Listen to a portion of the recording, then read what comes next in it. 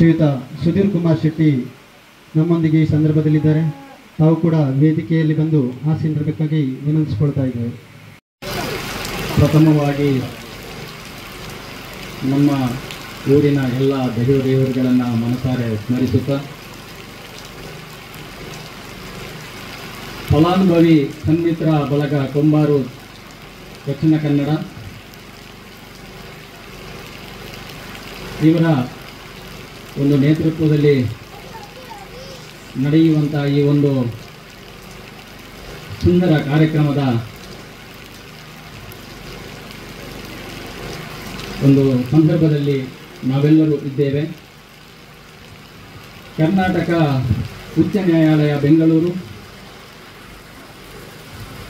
ಇವರು ವಿವಿಧ ರಿಟ್ ಅರ್ಜಿಗಳಲ್ಲಿ ನೀಡಿರುವ ಒಂದು ಐತಿಹಾಸಿಕ ತೀರ್ಪುಗಳಂತೆ ಬಿಡುಗಡೆಗೊಂಡಿರುವಂಥ ಅನುದಾನಗಳಲ್ಲಿ ನಿರ್ಮಾಣಗೊಂಡಿರುವ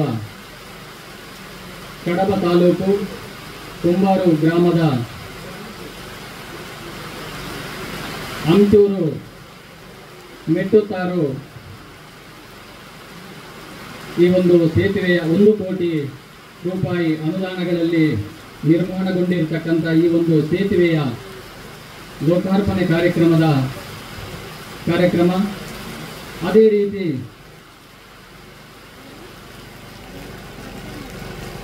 ಕಟ್ಟೆ ಬಿರುಮೆರಗುಂಡಿ ಎಂಬಲ್ಲಿ ನಿರ್ಮಾಣಗೊಂಡ ಸುಮಾರು 50 ಲಕ್ಷ ರೂಪಾಯಿಗಳ ಅನುದಾನಗಳಲ್ಲಿ ನಿರ್ಮಾಣಗೊಂಡಿರತಕ್ಕಂಥ ಸೇತುವೆ. ಅದೇ ರೀತಿ 81.5 ಲಕ್ಷ ರೂಪಾಯಿಗಳಲ್ಲಿ ಅನುದಾನಗಳಲ್ಲಿ ನಿರ್ಮಾಣಗೊಂಡಿರ್ತಕ್ಕಂಥ ಯೋಜನೆಯನ್ನು ಸ್ವೀಕಾರ ಮಾಡಲಿಕ್ಕೆ ಆಗಮಿಸಿರ್ತಕ್ಕಂಥ ಸನ್ಮಾನ್ಯ ಶ್ರೀ ರಾಜೇಶ್ ರೈ ಕಲ್ಲಂಗಳ ಘನವಿತ್ತ ನ್ಯಾಯಮೂರ್ತಿಗಳು, ಕರ್ನಾಟಕ ಹೈಕೋರ್ಟ್ ಬೆಂಗಳೂರು ಇವರಿಗೆ ನಮ್ಮ ಊರಿನ ಪರವೂರಿನ ಹಾಗೂ ಎಲ್ಲರ ಪರವಾಗಿ ನಾನು ಈ ಸಂದರ್ಭದಲ್ಲಿ ಸ್ವಾಗತವನ್ನು ಕೋರುತ್ತಾ ಇದ್ದೇನೆ.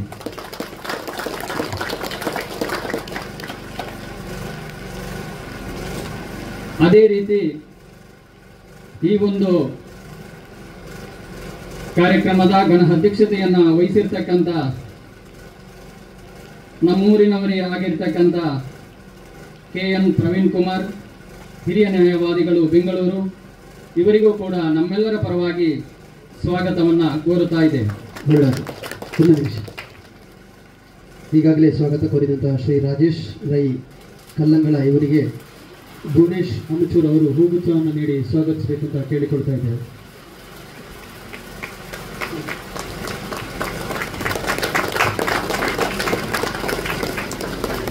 ಅದೇ ರೀತಿ ಶ್ರೀ ಪ್ರವೀಣ್ ಕುಮಾರ್ ಇವರಿಗೆ ಮಹಾಲಕ್ಷ್ಮಿ ಅಮಚೂರು ಇವರು ಹೂಗುಚ್ಛ ನೀಡಿ ಸ್ವಾಗತಿಸಬೇಕು ಅಂತ ವಿನಂತಿಸಿಕೊಳ್ತಾ ಇದ್ದೇವೆ. ವಿಟ್ಲ ಕೇಪುವಿನ ಕಲ್ಲಂಗಳ ಭಾಗದವರು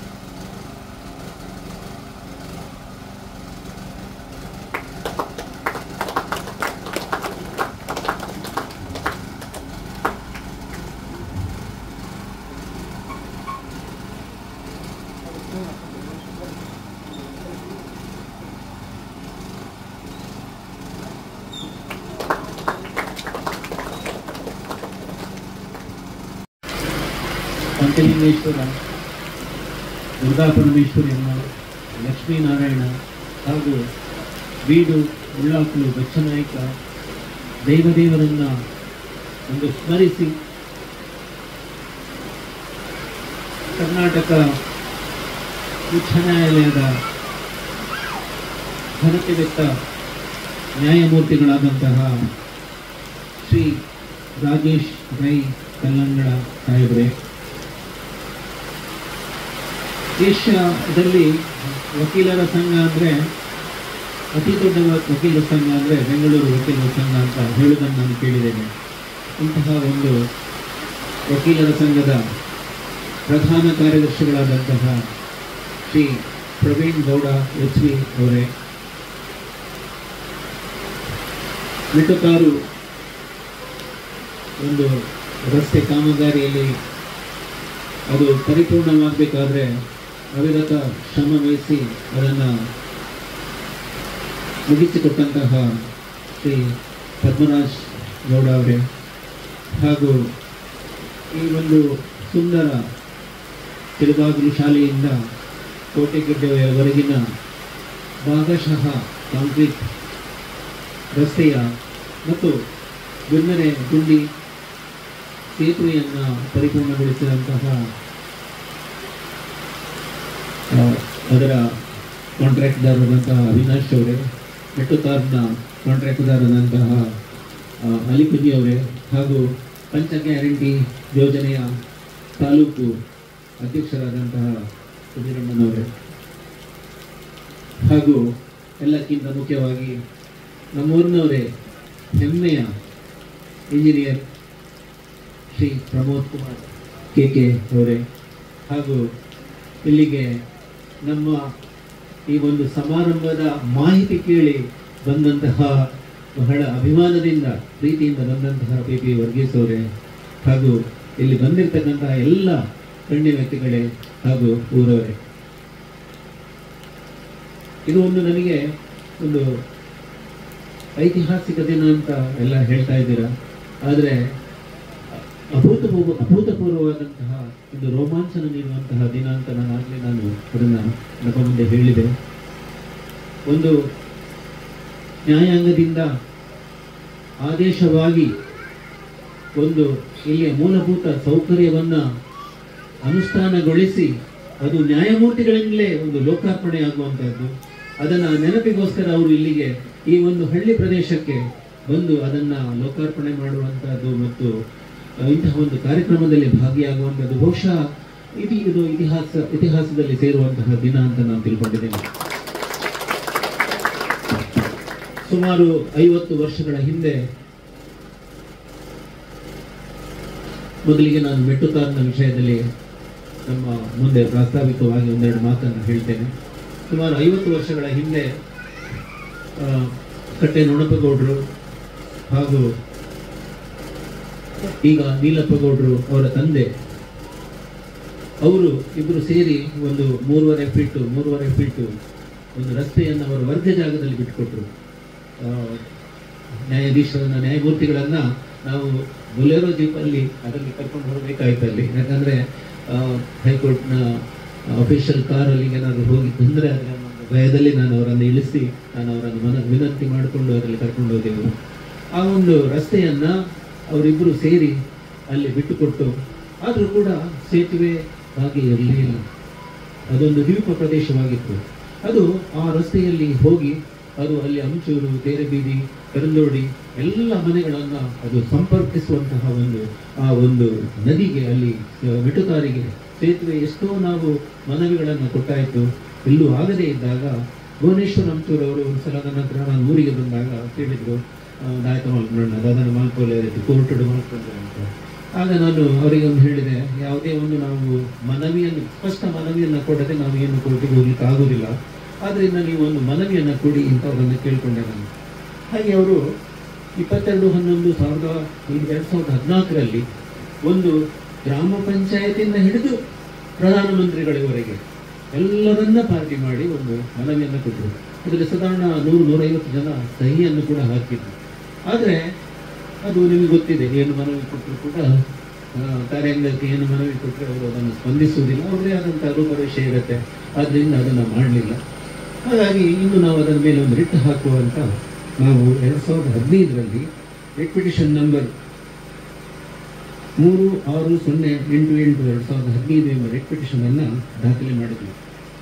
ಆ ದಾಖಲೆ ಮಾಡಿ ಅದು ಜಸ್ಟಿಸ್ ರಾಜೇಶ್ ಚೌಹಾಣ್ ಅವರ ಮುಂದೆ ಬಂತು.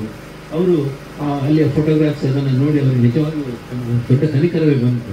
ಅವರು ಏನಿಲ್ಲ, ಇದನ್ನು ನಾನು ಇಲ್ಲೇ ಡಿಸ್ಪೋಸ್ ಮಾಡ್ತೇನೆ ಅಂತ ಹೇಳಿ ರಿಟ್ ಪಿಟಿಷನ್ನ ಡಿಸ್ಪೋಸ್ ಮಾಡಿದ್ರು. ಯಾವ ಥರ ಮಾಡಿದ್ರು ಅಂದರೆ, ಸರ್ಕಾರಕ್ಕೆ 2 ತಿಂಗಳೊಳಗೆ ನೀವು ಇದರೊಳಗೆ ಕ್ರಮ ತಗೊಳ್ಬೇಕು ಅಂತ ಡಿಸ್ಪೋಸ್ ಮಾಡಿದ್ರು. ಆದರೆ ಸ್ಪಷ್ಟ ನಿರ್ದೇಶನ ಇರಲಿಲ್ಲ, ಬಟ್ ನಮ್ಮ representation I should consider and dispose of within 2 months ಅಂತ ಆದೇಶ ಇತ್ತು. ಆಯಿತು, 1 ವರ್ಷ ಆಯಿತು, 2 ವರ್ಷ ಆಯಿತು, ಏನು ಆಗಲಿಲ್ಲ. 2 ವರ್ಷ ಇನ್ನು ಸಮೀಪಿಸ್ತದೆ ಅಂದಾಗ ನಾನು ಭುವನೇಶ್ವರ ಹತ್ರ ಹೇಳಿದೆ, ಬೇರೆ ದಾರಿ ಇಲ್ಲ, ನಾವು ಒಂದು ಕಂಟೆಂಪ್ಟ್ ಹಾಕುವ ಅಂತ. ಕಂಟೆಂಪ್ಟ್ ಪಿಟಿಷನ್ ಹಾಕಿದ್ವಿ. ಅದು ಕಂಟೆಂಪ್ಟ್ ಪಿಟಿಷನ್ ಆದಾಗ ಡಿವಿಷನ್ ಬೆಂಚ್ ಮುಂದೆ ಬಂತು. ಆಗ ಅವ್ರು ಹೇಳಿದರು, ಇದು ಆ್ಯಕ್ಚುಲ್ ಕಂಟೆಂಟ್ ಅಂದರೆ ದರ್ ಇಸ್ ನೋ ಸ್ಪೆಸಿಫಿಕ್ ನಿರ್ದೇಶನ ಇಲ್ಲ, ಯಾರು ಮಾಡಬೇಕು, ಏನು ಮಾಡಬೇಕು, ಎಷ್ಟು ಹಣದಲ್ಲಿ ಮಾಡಬೇಕು ಅನ್ನುವಂಥದ್ದೇನಿಲ್ಲ, ಇದು ಕಂಟೆಂಟ್ ಬರೋದಿಲ್ಲ ಅಂತ ಹೇಳಿದರು. ಸರಿ, ನನಗೆ ಸಂಶಯ ಯಾಕೆ ಆಗೋದಿಲ್ಲ, 2 ತಿಂಗಳೊಳಗೆ ಮಾಡಿದರೆ ಮಾಡಬೇಕು ಅಂತ ಆದೇಶ ಇದೆಯಲ್ಲ ಅಂತ ಸುಪ್ರೀಂ ಕೋರ್ಟಿಗೆ ತಗೊಂಡು ಹೋಗುವ ಅಂತ ಹೇಳಿದೆ. ಸುಪ್ರೀಂ ಕೋರ್ಟಿಗೆ ಒಂದು ವಿಶೇಷ ಮೇಲ್ಮನವಿಯನ್ನು ಸಲ್ಲಿಸಿದ್ವಿ. ಅಲ್ಲಿ ಒಂದು ಅಭಿಪ್ರಾಯ ಸುಪ್ರೀಂ ಕೋರ್ಟ್ ಏನು ವ್ಯಕ್ತಪಡಿಸಿದ್ರೆ, ನೀವು ಇನ್ನೊಂದು ಸ್ಪೆಸಿಫಿಕ್ ಡೈರೆಕ್ಷನ್ಗೆ ಇನ್ನೊಂದು ರಿಟ್ ಪಿಟಿಷನ್ ಹಾಕಿ ಅಂತ ಅವ್ರು ಹೇಳಿದರು. ಹಾಗಾಗಿ ಮತ್ತೆ ಬಂದು 2017ರಲ್ಲಿ 8652 ರಿಟ್ ಪಿಟಿಷನ್ ಸಂಖ್ಯೆ 8652/2017 ಎಂಬ ರಿಟ್ ಪಿಟಿಷನ್ ಹಾಕಿದ್ವಿ. ಅದು ನ್ಯಾಯಾಧೀಶರ ಮುಂದೆ ಬಂದು ಜಸ್ಟಿಸ್ ಸುನಿಲ್ ದತ್ ಯಾದವ್ ಸರ್ ಅವರ ಹತ್ರ, ಅವರು ನಮ್ಮ ರಾಜಸ್ಥಾನ ಕೂಡ ಹೇಳ್ತಾ ಇದ್ರು, ಅವರು ಇಂಥ ವಿಚಾರಗಳಿಗೆ ಬಹಳವಾಗಿ ಸ್ಪಂದಿಸುವಂತಹ ನ್ಯಾಯಾಧೀಶರು. ಅವರಿಗೆ ನಮ್ಮನ್ನು ನೋಡುವಾಗ ಕನಿಕರ ಬಂತು. ನೋಡಿ, ಪ್ರಿನ್ಸಿಪಲ್ ಸೆಕ್ರೆಟರಿ ಬರಬೇಕು 2 ದಿನದಲ್ಲಿ ಅಂತ ಒಂದು ಆದೇಶವನ್ನು ಸರ್ಕಾರಿ ನ್ಯಾಯವಾದಿಗಳಿಗೆ ಹೇಳಿದರು. ಆಗ ಅವರು ಇಮಿಡಿಯೇಟ್ 40 ಲಕ್ಷದ ಒಂದು ಆದೇಶ, ಅನುದಾನದ ಆದೇಶವನ್ನೇ ಪ್ರತಿಯನ್ನೇ ತಂದು ನ್ಯಾಯಾಲಯಕ್ಕೆ ತಂದು ಹಾಕಿದ್ರು. ಆಮೇಲೆ ಸಾಹೇಬರು ಕೇಳಿದ್ರು, ನಿಮ್ಗೆ ಆಯ್ತಲ್ಲ, 40 ಲಕ್ಷ ಬಿಡುಗಡೆ ಆಗಿದೆ, ಅನುದಾನ ಆಗಿದೆ, ಸರಿ ನಾನು ಡಿಸ್ಪೋಸ್ ಮಾಡ್ತೇನೆ ಕೇಸು ಅಂದರೆ. ಸರಿ, ಡಿಸ್ಪೋಸ್ ಮಾಡಿ ಕಾದೇವು 2 ವರ್ಷ ಆದ್ರೂ 3 ವರ್ಷ ಆದ್ರೂ ಅಲ್ಲೆಲ್ಲೂ ಕೆಲಸ ಆಗ್ತಾ ಇಲ್ಲ. ಇನ್ನೇನು ಮಾಡೋದು ಅಂತ ಹೇಳ್ಕೊಂಡು ಇನ್ನೊಂದು ನ್ಯಾಯಾಂಗ ನಿಂದನೆ ಅರ್ಜಿಯನ್ನು ಹಾಕಿದ್ವಿ. ಆವಾಗ ಅವರು ಹೇಳಿದರು, ಕರೆಕ್ಟ್, ಅವರು 40 ಲಕ್ಷ ಬಿಡುಗಡೆ ಮಾಡಿದ ಆದೇಶ ಇದೆ, ರಿಟ್ ಪಿಟಿಷನ್ ಡಿಸ್ಪೋಸ್ ಆಗಿದೆ, ವೆರಿ ಸ್ಪೆಸಿಫಿಕ್ ಡೈರೆಕ್ಷನ್ ಅಂತ ಒಂದು ಟೆಕ್ನಿಕಲ್ ಪಾಯಿಂಟನ್ನು ಡಿವಿಷನ್ ಬೆಂಚ್ ಮತ್ತೆ ನಮ್ಮನ್ನು ಕೇಳಿತ್ತು. You go and file 1 more writ petition ಅಂತ. ಸರಿ, ಇನ್ನೊಂದು ರಿಟ್ ಪಿಟಿಷನ್ ಹಾಕಿದ್ವಿ. ಇನ್ನೊಂದು ರಿಟ್ ಪಿಟಿಷನ್ ಬಂದಾಗ ಅದು ಪಂಡಿತ್ ಸಾಹೇಬ್ರ ಮುಂದೆ ಬಂತು. ಪಂಡಿತ್ ಸಾಹೇಬ್ರ ಮುಂದೆ ಬಂದಾಗ ಅವರು ಸರಿಯಾಗಿ ತರಾಟೆಗೆ ತಗೊಂಡ್ರು ನ್ಯಾಯಾಲಯ. ಏನಂದರೆ, ನೀವೇನು ಪೇಪರಲ್ಲಿ ಬ್ರಿಡ್ಜ್ ಕಟ್ತಾ ಇದ್ದೀರಾ, where is that 40 lakhs, what is the status of work ಅಂತ. ಅಷ್ಟೊತ್ತಿಗೆ within 3 days you have come and report with all your secretaries have come before me ಅಂತ. ಆವಾಗ 3 ದಿನದಲ್ಲಿ 1 ಕೋಟಿಯ ಒಂದು ಅನುದಾನವನ್ನು ಹಿಡ್ಕೊಂಡು ನ್ಯಾಯಾಲಯಕ್ಕೆ ಸರ್ಕಾರ ಕೊಟ್ಟಿದ್ದು ಬಂದಿದೆ. 40 lakhs ನಾವು ಕಾದೇವು, 2 ವರ್ಷ ಆಯಿತು, ಏನಿಲ್ಲ, ನಥಿಂಗ್ ಹ್ಯಾಸ್ ಹ್ಯಾಪನ್ಡ್. ಈಗ 1 ಕೋಟಿಯಿಂದ ತಂದಿದ್ದೀರಾ, ನನಗೆ ಬೇಡ, you have to file a specific affidavit when you will start and when you will complete and when you will everything you should mention. Immediately tender ಆಯಿತು, ಎಲ್ಲವೂ ಆಯಿತು, ಕಂಪ್ಲೀಟ್ ಆಗಿ ಈಗ ಮುಟ್ಟುತ್ತಾರು ಬ್ರಿಡ್ಜ್ ಕೂಡ ಅಲ್ಲಿ ಆಗಿದೆ. ಆವಾಗ ಇದನ್ನು ಉದ್ಘಾಟನೆ ಮಾಡಲಿಕ್ಕೆ ನಮಗೆ ಇಷ್ಟೆಲ್ಲ ಕಷ್ಟಪಟ್ಟು 9 ವರ್ಷಗಳ ಹೋರಾಟ ಮಾಡಿ ನಮಗೆ ರಾಜಕೀಯ ರಹಿತವಾಗಿ ನನ್ನ ಒಂದು ಲೋಕಾರ್ಪಣೆ ಮಾಡಬೇಕು ಅಂತ ಚಿಂತನೆ ಬಂದಾಗ ನಾವು ನ್ಯಾಯಮೂರ್ತಿಗಳನ್ನು ಕೇಳ್ಕೊಂಡ್ವಿ. ಯಾಕಂದರೆ ಪುತ್ತೂರಿನವರೇ, ನಮ್ಮ ಪ್ರತಿಯೊಂದು ನಮ್ಮ ಕಷ್ಟ ಸುಖಗಳನ್ನು ಅರ್ಥವರು. ಅಲ್ಲಿ ಬೆಂಗಳೂರಿನ ನ್ಯಾಯಮೂರ್ತಿಗಳಾದರೆ ಅವರು ಅಷ್ಟದು ಹೇಗೇನು ಅಂತ ಹೇಳಿ ಅವರಂಥ ಸಂಕೋಚತೆಗೆ ಅವರನ್ನು ನಾನು ಅವರ ಚೇಂಬರ್ಗೆ ಹೋಗಿ ಕೇಳಿಕೊಂಡೆ.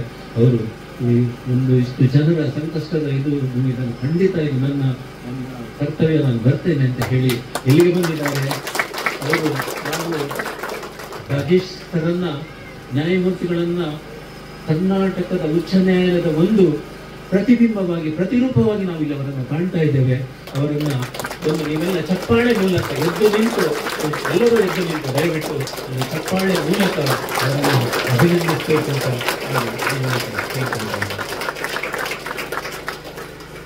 ಇನ್ನು ಇಲ್ಲೇ ವಿಚಾರಕ್ಕೆ ಬಂದರೆ, ಗುಣವಂತಕಟ್ಟೆ ಅಲ್ಲಿ ಬ್ರಿಡ್ಜ್ ಎಲ್ಲ ಆಯಿತು, ನಾವು ಇಲ್ಲಿ ಹೀಗೆ ಬಳ್ಳ ಹೋಗ್ತಾ ಇದ್ದೇವೆ, ಹೀಗೆ ಏನು ಮಾಡೋದು ಪ್ರವೀಣ್, ನೀವೊಂದೇನಾದರೂ ಇದಕ್ಕೊಂದೇನಾದರೂ ಪ್ರಯತ್ನ ಮಾಡಿ ಅಂತ ಕೇಳಿದ್ರು. ಆಗ ನಾನು ಹೇಳಿದೆ, ಆಯಿತು, ನೀವು ಇನ್ನೊಂದು ರೆಪ್ರೆಸೆಂಟೇಷನ್ ಕೊಡಿ. ಯಾಕಂದರೆ ಸರಿಗೆ ಗೊತ್ತು unless there is representation no man slip will be pass. So ಇನ್ನೊಂದು ರೆಪ್ರೆಸೆಂಟೇಷನ್ ಕೊಡಿ ಅಂತ ನಾನು ಅವ್ರ ಹತ್ರ ಹೇಳಿದೆ. ಅದು ಫೈಲ್ ಮಾಡಿ ಒಂದು ಸ್ವಲ್ಪ ದಿನಗಳಲ್ಲಿ ನ್ಯಾಯಾಲಯಕ್ಕೆ ಬಂದು ನ್ಯಾಯಾಧೀಶರು ಮತ್ತೆ ಅದನ್ನು ಹೇಳಿದರು, ಇಂಥ ವಿಚಾರಗಳಲ್ಲಿ ನನಗೆ ಕಲಿತಾರೆ ಇಲ್ಲ, ದಯವಿಟ್ಟು ಡೂ ಸಮಥಿಂಗ್ ಅಂದರು. ಅದಾಗಿ 3 ತಿಂಗಳಲ್ಲಿ ಈಗ ಕೆಲಸನೂ ಅನುದಾನ ಬಿಡುಗಡೆ ಆಯಿತು, ರಸ್ತೆನೂ ಆಯಿತು, ಅದರ ಕೆಲಸಗಳು ಕಂಪ್ಲೀಟ್ ಆಗಿದೆ ಈಗ. ಆದ್ದರಿಂದ ಅದೇನೋ ನಿನ್ನೆ ಮೊನ್ನೆನೋ ಒಂದು ಉದ್ಘಾಟನೆಯನ್ನು ಈಗ ಶಾಸಕರು ಮಾಡಿ ನಮಗೇನು ಅದರ ಚಿಂತನೆ ಇಲ್ಲ. ಯಾಕಂದರೆ ನ್ಯಾಯಾಂಗದಿಂದಂತಹ ಬಾದಂತಹ ಆದೇಶದಲ್ಲಿ ಆಗಿರುವಂತಹ ಪ್ರತಿಯೊಂದು ಆದೇಶದ ಕೃತಿಗಳು ನನ್ನ ಹತ್ರ ಇದೆ. ಪತ್ರಕರ್ತ ಮಿತ್ರರು ಯಾರು ಅದನ್ನು ನೋಡ್ಬೋದು. ನ್ಯಾಯಾಂಗದಿಂದ ಆದೇಶವಾದಂತಹ ಅನುದಾನದಲ್ಲಿ ಇದು ಆದಂತಹ ಕೆಲಸ. ಅದು ಶಾಸಕರು, ಇಲ್ಲಿಯ ಶಾಸಕರು, ನಮ್ಮ ಜನಪ್ರತಿನಿಧಿಗಳು ಮಾಡೋದ್ರಲ್ಲಿ ತಪ್ಪೇನಿಲ್ಲ, ನಾವು ಅದನ್ನು ಖಂಡಿತವಾಗಿ ಸ್ವಾಗತಿಸ್ತೇವೆ. ಆದರೆ ನ್ಯಾಯಮೂರ್ತಿಗಳು ಇಲ್ಲಿಗೆ ಬಂದು ಕಾಮಗಾರಿಯನ್ನು ವೀಕ್ಷಿಸಬೇಕು, ಅದರ ನೆನಪಿನ ಸ್ಮರಣೆಗಾಗಿ ನೀವು ಒಂದು ಫಲಕವನ್ನು ಅಲ್ಲಿ ಅದನ್ನು ಪ್ರತಿಷ್ಠಾಪಿಸಬೇಕು ಅಂತ ಕೇಳ್ಕೊಂಡಾಗ ಅವರು ಖಂಡಿತವಾಗಿ ಅದನ್ನು ಒಪ್ಪಿ ಆ ಸ್ಮರಣೆಯ ಫಲಕವನ್ನು ಅಲ್ಲಿ ಈಗಾಗಲೇ ನಾವೀಗ ಅನಾವರಣಗೊಳಿಸಿದ್ದೇವೆ. ಇಲ್ಲಿ ನಮ್ಮ ವೇದಿಕೆಗೆ ಬಂದಿದ್ದಾರೆ. ಅವರು ಇನ್ನು ಮುಂದೆ ಇನ್ನು ತುಂಬ ಮಾತಾಡಲಿಕ್ಕಿದ್ದಾರೆ. ತುಂಬ ಮಾತುಗಾರರು ಅವರು ಹಾಗೆ ಅವರು ತುಂಬ ಯಕ್ಷಗಾನ ಕಲಾವಿದರು ಕೂಡ, ಅದ್ಭುತವಾದಂಥ ಯಕ್ಷಗಾನ ಕಲಾವಿದರು ಕೂಡ. ಹಾಗೆ ಅವರು ಅದರ ಬಗ್ಗೆ ಅವರ ಭಾವನೆಗಳನ್ನು ನಿಮ್ಮಲ್ಲಿ ಹಂಚಿಕೊಳ್ಬಹುದು. ಹಾಗೆ ಇನ್ನು ಈ ರಸ್ತೆಯ ಬಗ್ಗೆ ಹೇಳಬೇಕಾದ್ರೆ, ರಸ್ತೆಗೂ ಒಂದು ಇತಿಹಾಸ ಇದೆ. ನಮ್ಮ ಚಂದ್ರಶೇಖರ್ ಚಿಕ್ಕಪ್ಪನಲ್ಲಿದ್ದಾರೆ, ಅವರು ಹೇಳ್ತಾ ಇದ್ರು, ಇದೊಂದು ಕುದುರೆ ನಡೆದಾಡುವಂಥ, ಬ್ರಿಟಿಷರ ಕಾಲದಲ್ಲಿ ಕುದುರೆ ನಡೆದಾಡುವಂತಹ ಒಂದು ದಾರಿ. ಈಗಲೂ ಒಂದು ಕೋಟೆ ಗುಡ್ಡೆ ತನಕ ಆಚೆ ಹೋದ್ರಲ್ಲಿ ಪದ್ಮಾವತಿ ದೇವಸ್ಥಾನ ಇದೆ, ಅದೇ ಆಚೆ ಹೋದ್ರೆ ಅಲ್ಲಿ ಚೌಡೇಶ್ವರಿ ದೇವಾಲಯ ಇದೆ. ಇದರಿಂದ ಆಚೆ ಅಲ್ಲಿ ಊರಿನ ಕರ್ಮದೇವ, ಚೀರಾಡಿ ದೇವ ಇದೆ. ಇಲ್ಲಿ ದಾರಿಯಲ್ಲಿ ಒಂದು ದೇವಸ್ಥಾನಗಳು ಇದೆ. ಸೊ ಇಲ್ಲಿ ಏನಂದ್ರೆ ರಸ್ತೆನೇ ಇರಲಿಲ್ಲ. ಇಲ್ಲಿ ನಿಮಗೆ ನೀವು ನೋಡುವ ಹಾಗೆ ಇದೊಂದು ಬೆಂಬರೆ ಗುಂಡಿ ಅನ್ನುವಂಥ ಜಾಗ ಇದೆ. ಬೆಂಬರೆ ಗುಂಡಿ ಅಂದರೆ ನಮ್ಮ ತಂದೆ ತಾಯಿ ಹೇಳೋ ಪ್ರಕಾರ ಅವರು ಹೇಳಿದ್ರು ಭೀಮಾರ್ಜುನವರು ಸ್ನಾನ ಮಾಡ್ತಿದ್ದಂಥ ಗುಂಡಿ ಅಂತ ಅವರು ಹೇಳಿದರು. ತದನಂತರ ನನಗೆ ಗೊತ್ತಾಯಿತು ಇಲ್ಲಿ ಬೆಂಬೆರೆ ಅನ್ನುವಂಥ ಒಂದು ದೈವ ಇದೆ, ದೈವಸ್ಥಾನ ಇದೆ. ಆದ್ದರಿಂದ ಇದು ಬೆಂಬೆರೆ ಗುಂಡಿ ಅಂತಂದರೆ ಅದರ ಆಳವನ್ನೇ ಅರಿತವರು ಇರಲಿಲ್ಲ, ಅಷ್ಟೊಂದು ಆಳ ಪ್ರದೇಶ ಹೊಂಡ. ಆಮೇಲೆ ಕೆಲವೊಂದು ಐತಿಹ್ಯ ಏನಿದೆ ಅಂದರೆ ಅಲ್ಲಿ ಗದ್ದೆಯಲ್ಲಿ ಕೆಲವು ಎತ್ತುಗಳು, 7 ಜೋಡೆತ್ತುಗಳು ಅಲ್ಲಿ ಮುಳುಗಿ ಇದರಲ್ಲಿ ಹೊಂಡದಲ್ಲಿ ಎದ್ದಿವೆ ಅನ್ನುವಂತಹ ಒಂದು ಐತಿಹ್ಯ ಕಥೆಗಳೆಲ್ಲ ಇದೆ. ಎಷ್ಟು ನಿಜ ಎಷ್ಟು ನನಗೆ ಗೊತ್ತಿಲ್ಲ. ಆದರೆ ನಾನು ಯಾಕೆ ಇದನ್ನು ಹೇಳ್ತಾ ಇದ್ದೇನೆ ಅಂದರೆ, ಅಷ್ಟು ಒಂದು ದುರ್ಗಮವಾದಂಥ ಪ್ರದೇಶ ಇದೆ. ಈ ರಸ್ತೆಯನ್ನು, ಹೊಂಡವನ್ನೆಲ್ಲ ದಾಟಿ ಆಚೆ ಮನೆಗಳಿಗೆ ಹೋಗಬೇಕು. ಎಷ್ಟು ಕಷ್ಟದ ಪರಿಸ್ಥಿತಿ ಏನಂದರೆ, ಇಲ್ಲಿ ಶಾಲೆ ಹೆಣ್ಣು ಮಕ್ಕಳೆಲ್ಲ ಶಾಲೆಗೆ ಹೋಗ್ಬೇಕಂದ್ರೆ ಇಲ್ಲಿ ಮಳೆ ಇದೆ ಅಂದರೆ ಇಲ್ಲಿ ಪ್ರಮೋದ್ ಕುಮಾರ್ ಅವ್ರ ಮನೆ ಹೋಗ್ತಾ ಇದ್ರು. ಅವರ ಮನೆಯಲ್ಲಿ 2 ದಿನ ಹಾಲ್ಟ್ ಆಗಿ ಅಲ್ಲಿಂದಲೇ ಶಾಲೆಗೆ ಹೋಗಿ, ಇಲ್ಲಿ ನೀರು ಕಮ್ಮಿ ಆಯ್ತಾ ಹಾಗಾದರೆ ಮತ್ತೆ ಇಲ್ಲಿ ಬರುವಂತಹ ಸ್ಥಿತಿ ಕೂಡ ಅಲ್ಲಿ ನಿರ್ಮಾಣ ಆದಂತಹ ಸ್ಥಳ. ಇದಕ್ಕೆ ಮೊದಲು ಹೋರಾಟ ಮಾಡಿದವರು ಕಟ್ಟೆ ನೀಲಪ್ಪಗೌಡರು ಇಲ್ಲಿ ದರ್ಖಾಸ್ತು ಮನೆ ಮಾಡಿದಾಗ ಅದನ್ನು ಈಗ ಅವರಿಲ್ಲ. ಅವರು ಈ ರಸ್ತೆಯ ಸಮಸ್ಯೆಯನ್ನೇ ತೀರ್ಕೊಂಡು ಅಂತ ನನಗೆ ಇತ್ತೀಚೆಗೆ ಮಾಹಿತಿ ಕೂಡ ಬಂತು. ಅವರನ್ನು ಕ್ಲಬ್ ಸಮಯಕ್ಕೆ ಅವರನ್ನು ಕರ್ಕೊಂಡು ಹೋಗಿದ್ದಿದ್ರೆ ಅವರು ಸ್ವಲ್ಪ ಜನ ಬದುಕಿ ಉಳಿತಿದ್ರೆ ಅಂತಹ ನೀಲಪ್ಪಗೌಡರ ಮಗ ಈ ರಿಪ್ಯುಟೇಷನ್ ಹಾಕಿರುವಂತಹದ್ದು ಗುಣವಂತ ಅಂತ. ನೀಲಪ್ಪಗೌಡರ ಮಗ ಗುಣವಂತ ಕಟ್ಟೆ ಮತ್ತು ಮಂಜುನಾಥ ಕಟ್ಟೆ ಅವರು ಈ ಒಂದು ರಸ್ತೆಗೆ ಅಥವಾ ಸೇತುವೆಗಾಗಿ ಪ್ರಯತ್ನ ಪಟ್ಟವರು. ಅವರನ್ನು ಕೂಡ ನಾವಿಲ್ಲಿ ಅಭಿನಂದಿಸಬೇಕು. ಪ್ರಾಸ್ತಾವಿಕವಾಗಿ ಅವರ ಬಗ್ಗೆ ಒಂದೆರಡು ಮಾತಾಡಬೇಕು ಅಂತ ಅವರ ಬಗ್ಗೆ ಹೇಳ್ತಾ ಇದ್ದೀನಿ. ಒಂದು ಇಂತಹ ಸುಂದರ ಸಮಾರಂಭದಲ್ಲಿ ನೀವಿದ್ದೀರಿ, ಅವರ ಮಾತುಗಳನ್ನು ಕೇಳಲಿಕ್ಕೆ ನೀವು ಉತ್ಸುಕರಾಗಿದ್ದೀರಿ. ಹಾಗೆ ಮುಖ್ಯ ಅತಿಥಿಗಳು ಕೂಡ ಬಂದಿದ್ದಾರೆ. ಅವರು ಕೂಡ ಪ್ರವೀಣ್ ಗೌಡ ಅವರು, ನಾನು ಹೇಳಿದೆ ವಕೀಲರ ಸಂಘದ ಪ್ರಧಾನ ಕಾರ್ಯದರ್ಶಿಗಳು. ಅವರು ಕೂಡ ತುಂಬ ಚೆನ್ನಾಗಿ ಮಾತನಾಡುವಂತಹ ವ್ಯಕ್ತಿ, ಉತ್ತಮ ವಕೀಲ ಕೂಡ. ಅವರು ಕೂಡ ನಿಮ್ಮ ಮುಂದೆ ಉದ್ದೇಶಿಸಿ ಮಾತಾಡಲಿಕ್ಕಿದ್ದಾರೆ. ಅದರಿಂದ ಅವರಿಗೆಲ್ಲ ಅನುವು ಮಾಡಿಕೊಡ್ತಾ ನಾನು ಒಂದು ಪ್ರಸ್ತಾವಿತ ಮಾತುಗಳನ್ನು ಇಲ್ಲಿ ಮುಗಿಸ್ತೇನೆ. ನಮಸ್ಕಾರ. ಧನ್ಯವಾದಗಳು ಪ್ರವೀಣ್ ಸಾಹೇಬರು. ಉದ್ಘಾಟನಾ ಭಾಷಣ ಮತ್ತು ಎಲ್ಲ ವಿಚಾರಗಳ ಕುರಿತು ಮಾತನಾಡಬೇಕಾಗಿ ವಿನಂತಿಸಿಕೊಳ್ತಾ ಇದ್ದಾರೆ.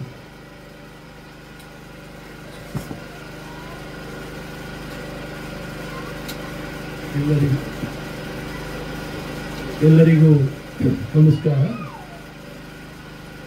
ವೇದಿಕೆಯ ಮೇಲೆ ಇರತಕ್ಕಂಥ ನನ್ನ ಸ್ನೇಹಿತರು, ಈ ಕಾರ್ಯಕ್ರಮದ ರೂವಾರಿಗಳು ಆದಂತಹ ಶ್ರೀ ಪ್ರವೀಣ್ ಕಟ್ಟೆ ವಕೀಲರು, ಮತ್ತೊಬ್ಬ ಮುಖ್ಯ ಅತಿಥಿಯಾದಂತಹ ನಮ್ಮ ಬೆಂಗಳೂರು ಬಾರ್ ಅಸೋಸಿಯೇಷನ್ನ ಪ್ರಧಾನ ಕಾರ್ಯದರ್ಶಿಯಾದಂತಹ ಪ್ರವೀಣ್ ಗೌಡ ಅವರೇ, ವೇದಿಕೆಯಲ್ಲಿರತಕ್ಕಂಥ ಎಲ್ಲರ ಹೆಸರು ಮೆನ್ಷನ್ ಮಾಡಲ್ಲ ನಾನು. ವೇದಿಕೆಯಲ್ಲಿರ್ತಕ್ಕಂಥ ಎಲ್ಲ ಗಣ್ಯರೇ, ಈ ಸೇತುವೆಯನ್ನು ಲೋಕಾರ್ಪಣೆ ಮಾಡಲು ಎಲ್ಲ ರೀತಿಯಲ್ಲಿ ಸಹಕರಿಸಿದವರು, ಇಂಜಿನಿಯರ್ ಇರ್ಬೋದು ಅಥವಾ ಗುತ್ತಿಗೆದಾರರು ಇರ್ಬೋದು, ಇದರ ಉಸ್ತುವಾರಿ ವಹಿಸಿಕೊಂಡಂಥವ್ರು ಇರ್ಬೋದು, ಎಲ್ಲ ಗಣ್ಯರೇ, ಇದರ ಫಲಾನುಭವಿಗಳು, ಈ ಎಲ್ಲ ಊರಿನ ಸಮಸ್ತ ಬಾಂಧವರೇ, ಇದೊಂದು ಬಹಳಷ್ಟು ಅರ್ಥಪೂರ್ಣವಾದಂತಹ ವಿಶೇಷವಾದಂತಹ ಪ್ರವೀಣ್ ಅವರು ಹೇಳಿದ ಹಾಗೆ ಐತಿಹಾಸಿಕವಾದಂತಹ ಒಂದು ಕಾರ್ಯಕ್ರಮ.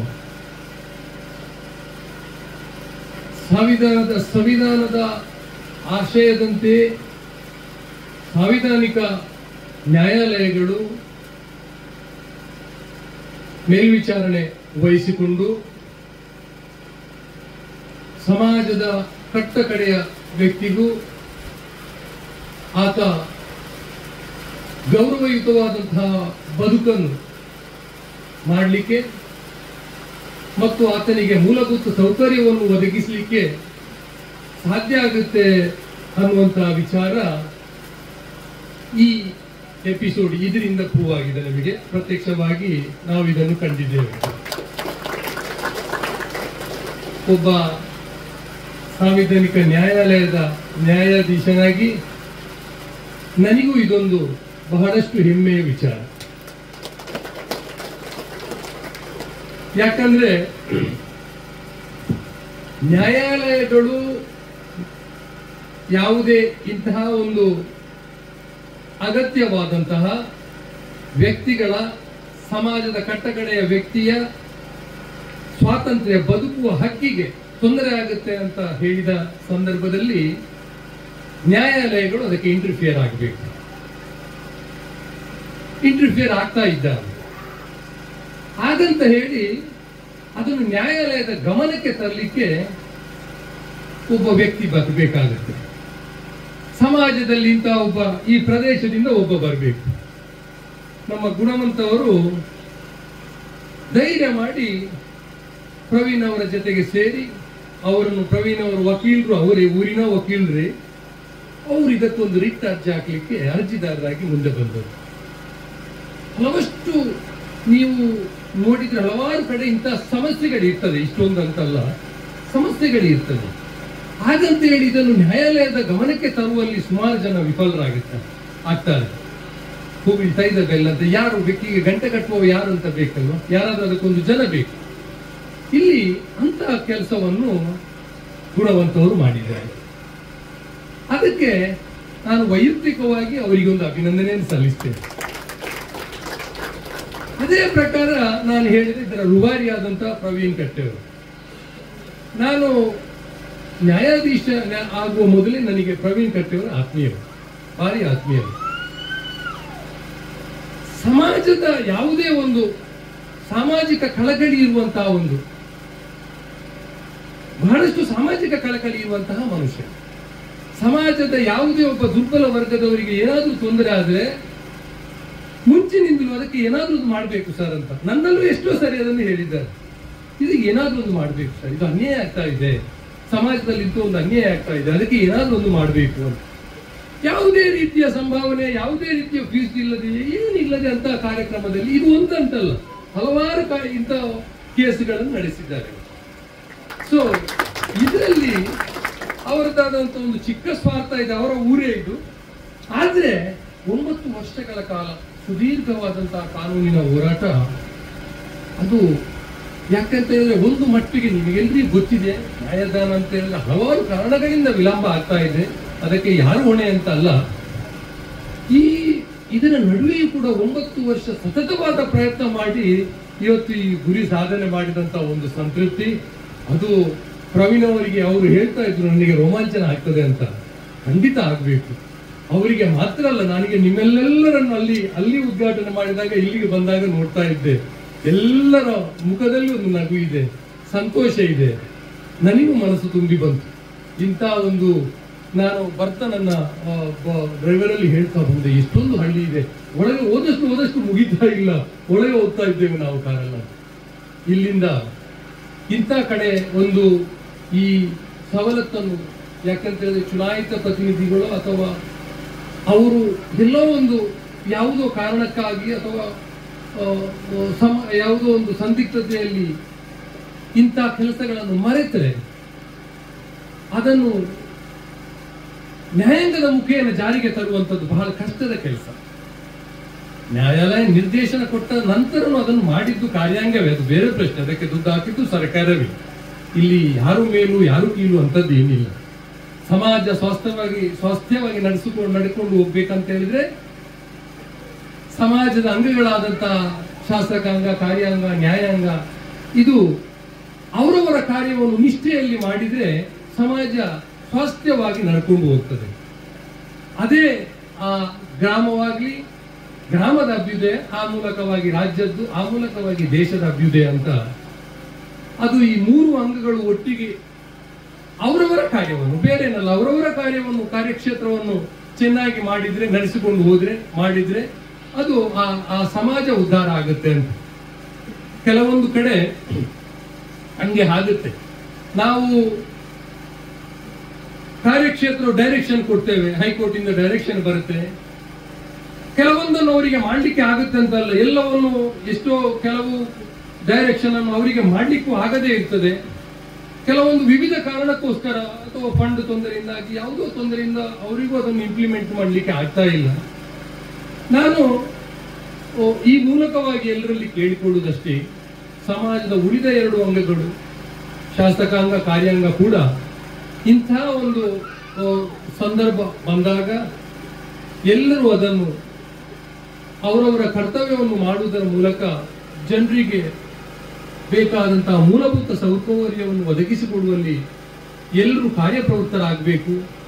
ಒಬ್ಬರ ಡೈರೆಕ್ಷನ್ ಇಂದ ಮತ್ತೊಬ್ಬರು ಕೆಲಸವನ್ನು ಮಾಡ್ತೇನಂತ ಅಲ್ಲ, ಅವರವರ ಕೆಲಸವನ್ನು ಮಾಡೋಣ. ಆ ಮೂಲಕವಾಗಿ ಸಮಾಜದ ಏಳಿಗೆಯಾಗಲಿ, ಧರ್ಮದ ಬದುಕು ಅಂತ ನಾವೆಲ್ಲ ಹೇಳ್ತೀವಿ, ಧರ್ಮದಲ್ಲಿ ಬದುಕಬೇಕು ಅಂತ. ಧರ್ಮದಲ್ಲಿ ಬದುಕುವುದಂತ ಹೇಳಿದ್ರೆ ಏನು ಅದೇ ಅಲ್ವಾ?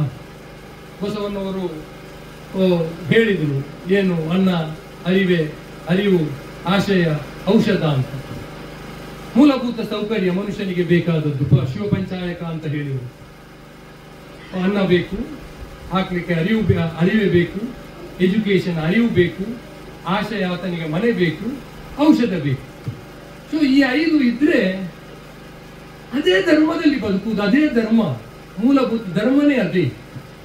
ಅದನ್ನು ಮಾಡುವಲ್ಲಿಗೆ ಅದನ್ನು ಮಾಡಬೇಕಾದಂತ ಹೇಳಿದ್ರೆ ಏನು, ಆತ ಸಫಲತೆಯನ್ನು ಅಂತ ಅದರಲ್ಲಿ ಸಫಲತೆಯನ್ನು ಪಡಿಬೇಕಂತ ಹೇಳಿದ್ರೆ ಸಮಾಜ ಎಲ್ಲ ಇಂತಹ ಕಾರ್ಯಕ್ರಮಗಳು ಆಗಬೇಕು, ಇಂಥ ಈ ವ್ಯವಸ್ಥೆಗಳು ಆಗಬೇಕು.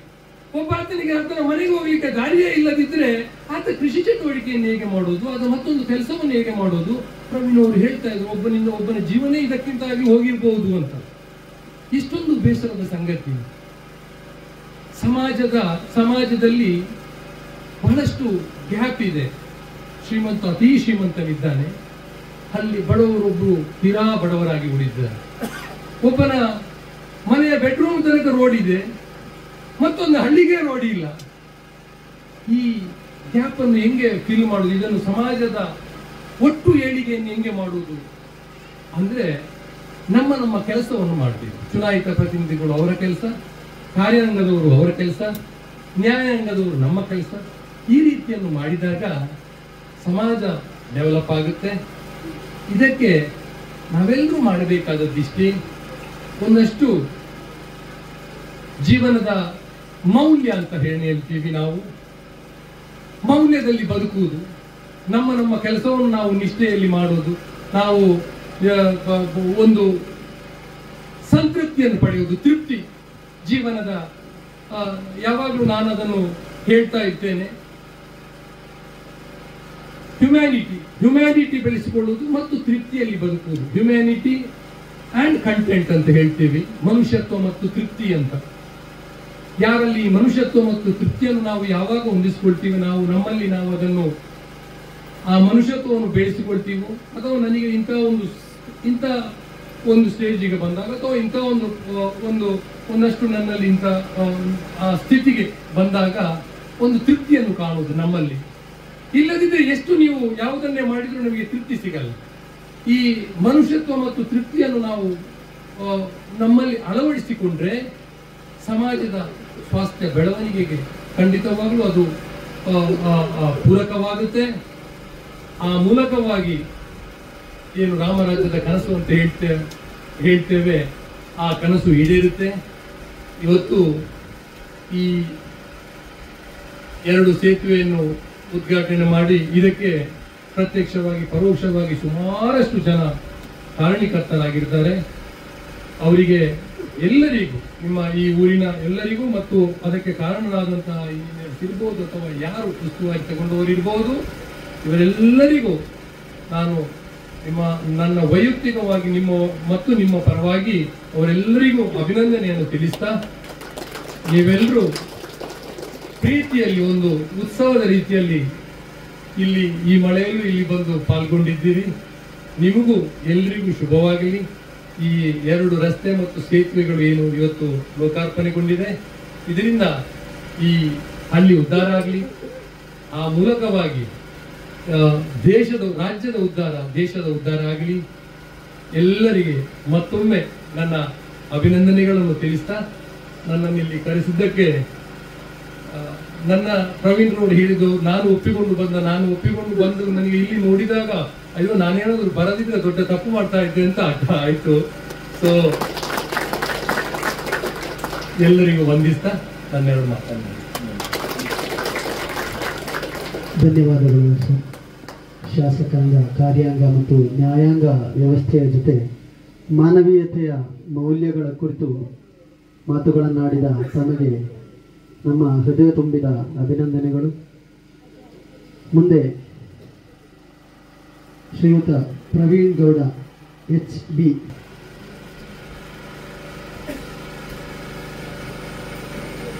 ವೇದಿಕೆ ಮೇಲಿರ್ತಕ್ಕಂಥ ಗೌರವಾನ್ವಿತ ನ್ಯಾಯಮೂರ್ತಿಗಳಾದ ರಾಜೇಶ್ ಅವರೇ, ಪ್ರವೀಣ್ ಕಟ್ಟೆ ಅವರೇ, ನನ್ನ ಆತ್ಮೀಯ ಸ್ನೇಹಿತರು ಹಾಗೂ ನನಗೆ ಹಿರಿಯರು ಹಾಗೂ ನನ್ನ ಬೆಳವಣಿಗೆಯಲ್ಲಿ ಅವ್ರದ್ದು ಒಂದು ಪಾತ್ರ ಇದೆ ಅಂತ ಈ ಸಂದರ್ಭ ನೆನಪಿಸ್ತಾ, ಪ್ರವೀಣ್ ಕಟ್ಟೆ ಅವರೇ ಹಾಗೂ ವೇದಿಕೆ ಮೇಲಿರ್ತಕ್ಕಂಥ ಎಲ್ಲ ಗಣ್ಯರೇ ಹಾಗೂ ಮುಂಭಾಗದಲ್ಲಿರ್ತಕ್ಕಂಥ ಈ ಒಂದು ಭಾಗದ ಗ್ರಾಮಸ್ಥರೇ, ಅಕ್ಕ ತಂಗಿದಿರೆ, ಅಣ್ಣ ತಮ್ಮಂದಿರೆ, ಸಾಹೇಬರು ಹೇಳೋದನ್ನೆಲ್ಲ ಹೇಳಿದರೆ ನಾನು ತುಂಬ ಚಿಕ್ಕವನಾಗಿದ್ದೇನೆ ಹೇಳಲಿಕ್ಕೆ. ಆದರೂ ಈ ಸಂದರ್ಭದಲ್ಲಿ ಒಂದೆರಡು ಮಾತುಗಳನ್ನ ತಮ್ಮ ಗಮನಕ್ಕೆ ತರಲಿಕ್ಕೆ ಇಚ್ಛೆ ಪಡ್ತೇನೆ. ಈಗ ಕಾರ್ಯಾಂಗ, ಶಾಸಕಾಂಗದ ಬಗ್ಗೆ ಸಾಹೇಬ್ ಹೇಳಿದ್ರು. ನಮ್ಮಲ್ಲಿ ಎಲ್ಲೋ ಒಂದು ಕಡೆ ಇಚ್ಛಾಶಕ್ತಿ ರಾಜಕಾರಣಿಗಳಿಗಾಗಲಿ ಹಾಗೂ ಅಧಿಕಾರಿಗಳಿಗಾಗಲಿ ಯಾರೋ ಅನ್ಯತಾ ಭಾವಿಸ್ಬೇಡಿ, ಎಲ್ರಿಗೂ ನಾನು ಇದನ್ನು ಮಾತು ಹೇಳ್ತಾ ಇಲ್ಲ. ಎಲ್ಲೋ ಒಂದು ಕಡೆ ಅವ್ರಿಗೆ ಸಮಾಜದ ಕಳಕಳಿ ಹಾಗೂ ಇಚ್ಛಾಶಕ್ತಿ ಕೊರತೆ ಇದೆ ಅಂತ ಎದ್ದು ಕಾಣಿಸ್ತಾ ಇದೆ. ಯಾಕಂದರೆ ಮೂಲಭೂತ ಸೌಕರ್ಯ, ಬೇಸಿಕ್ ಎಮ್ಯುನಿಟೀಸ್, ಸಾಹೇಬ್ ಹೇಳ್ದಂಗೆ ಮನುಷ್ಯನಿಗೆ ಮೂಲಭೂತ ಸೌಕರ್ಯ ಅತ್ಯವಶ್ಯಕ. ಅದನ್ನ ನಾವು ಕೊಡೋದಲ್ಲಿ ವಿಫಲವಾಗಿವೆ ಅಂತಂದರೆ ನಮ್ಮ ದೇಶ ಎಲ್ಲಿ ನಡೀತಾ ಇದೆ ಅಂತಕ್ಕಂಥದ್ದು ನಾವು ಭಾವಿಸ್ಬೇಕಾಗ್ತದೆ.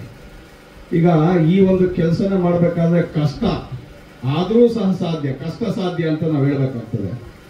ಶಾಸಕಾಂಗದವ್ರು ಮಾಡಲಿಲ್ಲ, ಕಾರ್ಯಾಂಗದವ್ರು ಮಾಡಲಿಲ್ಲ, ಕಡೆಗೆ ನ್ಯಾಯಾಂಗದಲ್ಲಿ ಬಂದು ಈ ಕೆಲಸವನ್ನು ಮಾಡ್ತಕ್ಕಂಥ ಪರಿಸ್ಥಿತಿ ಉದ್ಭವ ಆಯಿತು. ಇದಕ್ಕೆ ಅವಕಾಶ ಕೊಟ್ಟವ್ರು ಯಾರು? ಪ್ರತಿನಿಧಿಗಳಾದಂಥವ್ರು ಇಲ್ಲಿ ವೋಟ್ ಹಾಕ್ಸ್ಕೊಳಕ್ಕೆ ಬಂದಂಥ ಸಂದರ್ಭದಲ್ಲಿ, ಕಷ್ಟ ಸುಖಗಳು ಗೊತ್ತಿದ್ದಂಥ ಸಂದರ್ಭದಲ್ಲಿ ಅವರು ಅಧಿಕಾರಿಗಳಿಗೆ ಖಡಕ್ಕಾಗಿ ಆದೇಶ ಕೊಟ್ಟು ಮಾಡಿದಂಥ ಸಂದರ್ಭದಲ್ಲಿ ಕೆಲಸಗಳು ಖಂಡಿತವಾಗ್ಲೂ ಆಗ್ತದೆ. ಈ ಕೆಲಸ ಮಾಡೋದ್ರಲ್ಲಿ ನಾವೆಲ್ಲ ಜನಪ್ರತಿನಿಧಿಗಳು, ಈ ಇತ್ತೀಚಿನ ದಿವಸಗಳಲ್ಲಿ ಜನಪ್ರತಿನಿಧಿಗಳು ಜಾಸ್ತಿ ಆಸಕ್ತಿ ತೋರಿಸ್ತಿಲ್ಲ ಅಂತಕ್ಕಂಥ ನನ್ನ ಮನೋಭಾವನೆ. ನಾವು ನ್ಯಾಯಾಂಗದ ತನಕ ಬಿಟ್ಕೊಂಡಿದೀವಿ ಈ ಕೆಲಸಗಳು ಮಾಡ್ಲಿಕ್ಕೆ ಅಂದಾಗ ಕಾರ್ಯಾಂಗದವರು, ಶಾಸಕಾಂಗದವರು ವಿಫಲವಾಗಿದ್ದಾರೆ ಅಂತಕ್ಕಂಥ ಒಂದು ಮನೋಭಾವನೆ ನನ್ನಲ್ಲಿದೆ. ಅದನ್ನ ನಮ್ಮ ಗಮನಕ್ಕೆ ತರ್ತಾ ಇದ್ದೇನೆ. ಇಲ್ಲಿ ಬಂದಂತ ಸಂದರ್ಭದಲ್ಲಿ ನಾನು ತಮಗೆಲ್ಲ ಎಲ್ಲರೂ ಇಲ್ಲಿ ಗ್ರಾಮಸ್ಥರ, ಗ್ರಾಮೀಣ ವರ್ಗದವರು ಇದನ್ನ ತಾವು ಅರ್ಥ ಮಾಡ್ಕೋಬಹುದು. ನಿಮ್ಮ ಕೈ ಹಿಡಿಲಿಕ್ಕೆ ಕಾರ್ಯಾಂಗದವರು, ಶಾಸಕಾಂಗದವರು ಬರಲಿಲ್ಲ ಅಂತಂದ ಸಂದರ್ಭದಲ್ಲಿ ನ್ಯಾಯಾಂಗ ಸದಾ ನಿಮಗೆ ಶ್ರೀರಕ್ಷೆ ಆಗಿರ್ತದೆ. ಈ ದೇಶದ ಕಟ್ಟ ಕಡೆಯ ಪ್ರಜೆಗೂ ಸಹ ನ್ಯಾಯ ದೊರಕಿಸ್ತದೆ ಅಂತಕ್ಕಂಥ ಮಾತನ್ನ ಇವತ್ತು ನಿಮಗೆ ಬಂದಿರ್ತಕ್ಕಂಥ ಆದೇಶಗಳು ಏನಿದೆ, ಈ ರಸ್ತೆ ಮಾಡೋದಾಗ್ಲಿ ಬ್ರಿಡ್ಜ್ ಮಾಡೋದಾಗ್ಲಿ ಅಂದ್ರೆ ಇದು ನೋಡಿದಂಥ ಸಂದರ್ಭದಲ್ಲಿ ಯಾವತ್ತೂ ನ್ಯಾಯಾಂಗ ಕಟ್ಟಕಡ ವ್ಯಕ್ತಿಯ ಪರವಾಗಿ ಸದಾ ಇರ್ತಾರೆ ಅಂತ ನಾನು ಈ ಸಂದರ್ಭದಲ್ಲಿ ಹೇಳ್ತಾ, ನ್ಯಾಯಾಂಗಕ್ಕೆ ನಾನು ಮತ್ತೊಮ್ಮೆ ಈ ಆದೇಶಗಳು ತೀರ್ಪು ಕೊಟ್ಟಂತ ನ್ಯಾಯಾಧೀಶರುಗಳಿಗೂ ಹಾಗೂ ನ್ಯಾಯಮೂರ್ತಿಗಳಿಗೂ ಹಾಗೂ ನ್ಯಾಯಾಂಗಕ್ಕೆ ನಾವು ಧನ್ಯವಾದಗಳನ್ನ ನಾವು ಸದಾ ಸಲ್ಲಿಸಬೇಕಾಗುತ್ತೆ ಅಂತ ಈ ಸಂದರ್ಭದಲ್ಲಿ ಹೇಳ್ತಾ, ನಾನು ಕಡೆ ಮಾತಾಗಿ ಒಂದು ಮಾತನ್ನ ಹೇಳ್ತೀನಿ. ಕಡೆಯದಾಗಿ ಎಲ್ರಿಗೂ ಹೋರಾಟದ ಮನೋಭಾವನೆ ಇರಬೇಕು. ಈಗ ನಮ್ಗೆ ಯಾರೋ ಒಬ್ರು ಅಣ್ಣ ಆಧಾರನೇ ಬರಬೇಕು ಹೋರಾಟ ಮಾಡೋದಕ್ಕೆ ಅಂತ ತಾವು ಯಾರು ಕಾಯಬೇಡಿ. ಇಲ್ಲಿ ಗ್ರಾಮಸ್ಥರಿದ್ದೀರಾ, ಈಗ ಸಾಹೇಬ್ರದಲ್ಲಿ ಬೆಕ್ಕು ಗಂಟೆ ಕಟ್ಟೋರು ಯಾರು ಬೇಕು ಅಂತ ಯಾರೋ ಒಬ್ರು ಹುಟ್ಟಬೇಕು, ಅವಾಗಲೇ ಬೆಕ್ಕು ಗಂಟೆ ಕಟ್ಟಕ್ಕೆ ಸಾಧ್ಯ. ಆ ಒಂದು ಅಭಿಪ್ರಾಯನ ತಾವು ಬಿಡಿ, ಎಲ್ಲರೂ ಬೆಕ್ಕು ಗಂಟೆ ಕಟ್ಟೋ ಕೆಲಸ ತಾವು ಮಾಡ್ಬೇಕಾಗ್ತದೆ. ನಮ್ಮ ಮನೋಭಾವನೆ ಹೇಗಾಗಿದೆ ಅಂತಂದ್ರೆ, ಈಗ ನಮ್ಗೆ ಯಾರಿಗೂ ಸರ್ವಿಸ್ ಮಾಡ್ತಕ್ಕಂಥ ಸೇವೆ ಮಾಡ್ತಕ್ಕಂಥ ಮನೋಭಾವನೆ ಎಲ್ಲರೂ ಕ್ಷೀಣಿಸ್ತಾ ಬಂದಿದೆ. ನನ್ನೂ ಸೇರಿಸಿ ನಾನು ಹೇಳ್ತಾ ಇದ್ದೀನಿ. ಪ್ರವೀಣ್ ಕಟ್ಟೆ ಅಂತವರು ಬಿರಳ ಇತ್ತೀಚಿನ ದಿವಸಗಳಲ್ಲಿ ನಾವು ಮೊದಲು ನೋಡ್ತಾ ಇದ್ವಿ. ನಾವು ಸಹ ಯಾವ್ದಾದ್ರು ಒಂದು ಪ್ರೊಟೆಸ್ಟ್ ಸ್ಟ್ರೈಕ್ ಏನಾದ್ರು ಬೇಕು ಅಂದಾಗ ಹೋರಾಟ ಮಾಡ್ತಿದ್ವಿ. ಇವತ್ತು ಸ್ಟ್ರೈಕು ಪ್ರೊಟೆಸ್ಟ್ಗಳು ಎಲ್ಲಕ್ಕೆ ಬಂದಿದೆ ಅಂತಂದ್ರೆ, ಒಂದು ಸ್ಟ್ರೈಕು ಪ್ರೊಟೆಸ್ಟ್ ಮಾಡಿದ ತಕ್ಷಣ ಯಾರು ವಿರುದ್ಧವಾಗಿ ಮಾಡಿರ್ತೀವಿ ಅವ್ರು ಬಂದಲ್ಲಿ ಏನೋ ಮಾತಾಡಿದ ತಕ್ಷಣ ಸ್ಟ್ರೈಕು ಇಲ್ಲ ಪ್ರೊಟೆಸ್ಟ್ ಇಲ್ಲ, ಎಲ್ಲ ನಿಂತೋಗಿರ್ತದೆ. ಈ ಒಂದು ಮನಸ್ಥಿತಿಗೆ ನಾವು ಬಂದಿದ್ದೀವಿ. ದಯವಿಟ್ಟು ಇಲ್ಲಿ ಪುಟಾಣಿ ಮಕ್ಕಳು ಇದ್ದಾರೆ, ನಾನು ಹೇಳೋದು ಎಷ್ಟು ಅವ್ರ ತಲೆ ಒಳಗೆ ಹೋಗುತ್ತೋ ಇಲ್ಲ ತಲೆ ಮೇಲೆ ಹೋಗುತ್ತೋ ಗೊತ್ತಿಲ್ಲ. ಆದರೂ ಸಹ ತಾವು ತಾಯಿಂದಿರಿದ್ದೀರಾ, ತಂದೆಯಂದಿದ್ದೀರಾ, ತಮ್ಮ ಮಕ್ಕಳುಗಳಿಗೆ ಹೋರಾಟ ಮನೆ ಭಾವನೆಯನ್ನ ಕಲಿಸಿ, ಗ್ರಾಮಕ್ಕಾಗಲಿ ಏನಾದರೂ ಬೇಕಂತ ಸಂದರ್ಭದಲ್ಲಿ ಅಧಿಕಾರಿಗಳನ್ನಾಗಿ ರಾಜಕಾರಣಿಗಳನ್ನಾಗಿ ಯಾವುದೇ ಒಂದು ನಿಸ್ಸಂಕೋಚವಾಗಿ ಧೈರ್ಯವಾಗಿ ಅವ್ರನ್ನ ಪ್ರಶ್ನೆ ಮಾಡ್ತಕ್ಕಂಥ ಪ್ರವೃತ್ತಿನ ತಾವು ಬೆಳೆಸ್ಕೊಬೇಕು. ಈ ದೇಶ ನಿಂದು ಸಂವಿಧಾನ ಇರೋದು ನಮಗೋಸ್ಕರ ಸಂವಿಧಾನ ಇರ್ತಕ್ಕಂಥದ್ದು. ಆ ಸಂವಿಧಾನದಲ್ಲಿ ಇರ್ತಕ್ಕಂಥ ಎಲ್ಲ ಹಕ್ಕುಗಳನ್ನು ನಾವು ಕೇಳಬೇಕಾದ್ರೆ ಪಡ್ಕೊಬೇಕಾಯ್ತು ಅಂತಂದ್ರೆ ನಾವು ಈ ದೇಶದಲ್ಲಿ ಪ್ರಶ್ನೆ ಮಾಡಿದ್ರೆ ಯಾರಿಗೂ ಹಂಗೆ ಸಿಗಲ್ಲ. ತಾಯಿ ಸಹ ಮಗುಗೆ ಹಾಲು ಕೊಡಬೇಕು ಅಂದ್ರೆ ಹತ್ರನೇ ಸಹ ತಾಯಿನೂ ಮಗುಗೇನೋ ಹೊಟ್ಟೆ ಸಿಕ್ಕಿದೆ ಅಂತ ಹಾಲು ಕೊಡ್ತಕ್ಕಂಥದ್ದು. ಹಾಗಾಗಿ ನಾನು ಹೇಳ್ತಕ್ಕಂಥದ್ದು ಏನು ಅಂತಂದ್ರೆ, ತಾವೆಲ್ಲ ಹೋರಾಟ ಮನೋಭಾವನೆಯನ್ನು ಬೆಳೆಸ್ಕೊಳ್ಳಿ. ತಮಗೆ ಬೇಕಾಗಿರ್ತಕ್ಕಂಥದ್ದು ಮೂಲ ಸೌಕರ್ಯಗಳು ಏನೇನು ಬೇಕಾಗಿರ್ತದೆ ತಮಗಾಗಲಿ ಮೂಲಭೂತ ಹಕ್ಕುಗಳನ್ನ ಕೇಳ್ತಕ್ಕಂಥದ್ರಲ್ಲಿ ಯಾವುದೇ ನಿಷ್ಕಲ್ಮಶವಾಗಿ ತಾವು ನೇರವಾಗಿ ಹೋಗಿ ಸರ್ಕಾರನಾಗಲಿ ಇಲ್ಲ ಜನಪ್ರತಿಗಳನ್ನಾಗಿ ಕೇಳ್ತಕ್ಕಂಥ ಒಂದು ಇದನ್ನ ಮನಸ್ಥಿತಿನ ಬೆಳೆಸ್ಕೊಳ್ಳಿ. ಹೋರಾಟ ಮಾಡುವ ಮನಸ್ಥಿತಿನ ಬೆಳೆಸ್ಕೊಳ್ಳಿ. ಹೋರಾಟ ಮಾಡುವ ಮನೋಭಾವನೆ ಇತ್ತು ಅಂತಂದ್ರೆ ನಿಮ್ಮ ಊರು ಉದ್ಧಾರ ಆಗ್ತದೆ. ಈ ದೇಶ ಇರ್ತಕ್ಕಂಥದ್ದೇ ಹಳ್ಳಿಗಳ ಮೇಲೆ. ಈ ದೇಶದ ಬೆನ್ನೆಲುಬುಗಳು ನಾವುಗಳೇ, ರೈತರುಗಳು. ನಾನು ವಕೀಲಗಿರಿ ಮಾಡ್ತಿರ್ಬೋದು, ಆದರೆ ನನ್ನ ತಾತ ರೈತ, ನನ್ನ ತಂದೆ ರೈತ. ನಾನು ಶನಿವಾರ ಭಾನುವಾರ ವೀಕೆಂಡ್ ರೈತನಾಗಿದ್ದೇನೆ. ಶನಿವಾರ ಭಾನುವಾರ ಹೋಗಿ ರೈತರ ಕೆಲಸ ಮಾಡ್ತೇನೆ. ಹಾಗಾಗಿ ಈ ದೇಶದ ಬೆನ್ನೆಲುಬಾಗಿರ್ತಕ್ಕಂಥ ರೈತರ ಮಕ್ಕಳುಗಳು ತಾವೆಲ್ಲ ರೈತರು. ತಾವೆಲ್ಲರೂ ಈ ಒಂದು ಹೋರಾಟ ಮನೋಭಾವನೆ ಬೆಳೆಸ್ಕೊಂಡು ತಮ್ಮ ಹಕ್ಕುಗಳನ್ನ ಚಲಾವಣೆ ಮಾಡಬೇಕು ಅಂತ ಈ ಸಂದರ್ಭದಲ್ಲಿ ಹೇಳ್ತಾ, ನನಗೂ ಈ ಗ್ರಾಮಕ್ಕೂ ಯಾವುದೇ ಒಂದು ನಂಟಿಂದಲೇ ಇದ್ದು ಸಹ ಪ್ರವೀಣ್ ಕಟ್ಟೆ ಅವರು ನನ್ನ ಇಲ್ಲಿ ಬರಲಿಕ್ಕೆ ಅಂತ ಕೇಳಿದಾಗ ನನಗೆ ಭಾರಿ ಸಂತೋಷ ಆಯ್ತು. ಯಾಕಂದರೆ ಇಲ್ಲಿ ಮಲೆನಾಡಿನ ವಾತಾವರಣ, ನಾನೀಗ ಅವ್ರಿಗೆ ಹೇಳ್ತಾ ಇದ್ದೆ, ಇಲ್ಲಿನ ವಾತಾವರಣ, ಇಲ್ಲಿನ ಗಾಳಿ ಬೆಳಕು ಪರಿಸರ ನೋಡಿದಂಥ ಸಂದರ್ಭದಲ್ಲಿ ಎಲ್ಲೋ ಒಂದು ಕಡೆ ಇನ್ನೂ ಒಂದು 10-15 ವರ್ಷ ಹೆಚ್ಚಿಗೆ ಅವ್ರಿಗೆ ಆಯುಷ್ಯನೂ ಜಾಸ್ತಿ ಇರ್ತದೆ. ಆದರೆ ಈ ಕೊರತೆಗಳನ್ನ ನಿಭಾಯಿಸಿದಂಥ ಸಂದರ್ಭದಲ್ಲಿ ಅವ್ರು ಇನ್ನೂ ಖುಷಿಯಾಗಿ ಸಂತೋಷವಾಗಿ ಇನ್ನೂ ಒಂದು 5 ವರ್ಷ ಜಾಸ್ತಿ ಇರ್ತಾರೆ ಅಂತಕ್ಕಂಥ ಮನೋಭಾವ ನನ್ನ ಮನದಲ್ಲಿ ಬಂದಿರತಕ್ಕಂಥದ್ದು ಪ್ರವೀಣ್ ಕಟ್ಟೆ ಅವರಿಗೆ ಹೇಳ್ತಾ ಇದ್ದೆ. ಇಲ್ಲಿ ಕರೆದು ನನಗೆ ಈ ಒಂದು ಕಾರ್ಯಕ್ರಮದಲ್ಲಿ ಅತಿಥಿಯಾಗಿ ಭಾಗವಹಿಸಲಿಕ್ಕೆ ಮತ್ತು ತಮ್ಮೆಲ್ಲರನ್ನು ಕುರಿತು ಮಾತಾಡಲಿಕ್ಕೆ ಅವಕಾಶ ಕೊಟ್ಟಂಥ ಪ್ರವೀಣ್ ಕಟ್ಟೆ ಅವರಿಗೂ ಮತ್ತು ಈ ಒಂದು ಬಳಗಕ್ಕೆ ಈ ಸಂದರ್ಭದಲ್ಲಿ ನಾನು ಧನ್ಯವಾದವನ್ನು ಹೇಳ್ತಾ ನಾನು 2 ಮಾತನ್ನು ಮುಗಿಸ್ತೇನೆ. ಜೈ ಹಿಂದ್, ಜೈ ಕರ್ನಾಟಕ. ಧನ್ಯವಾದಗಳು ಸರ್.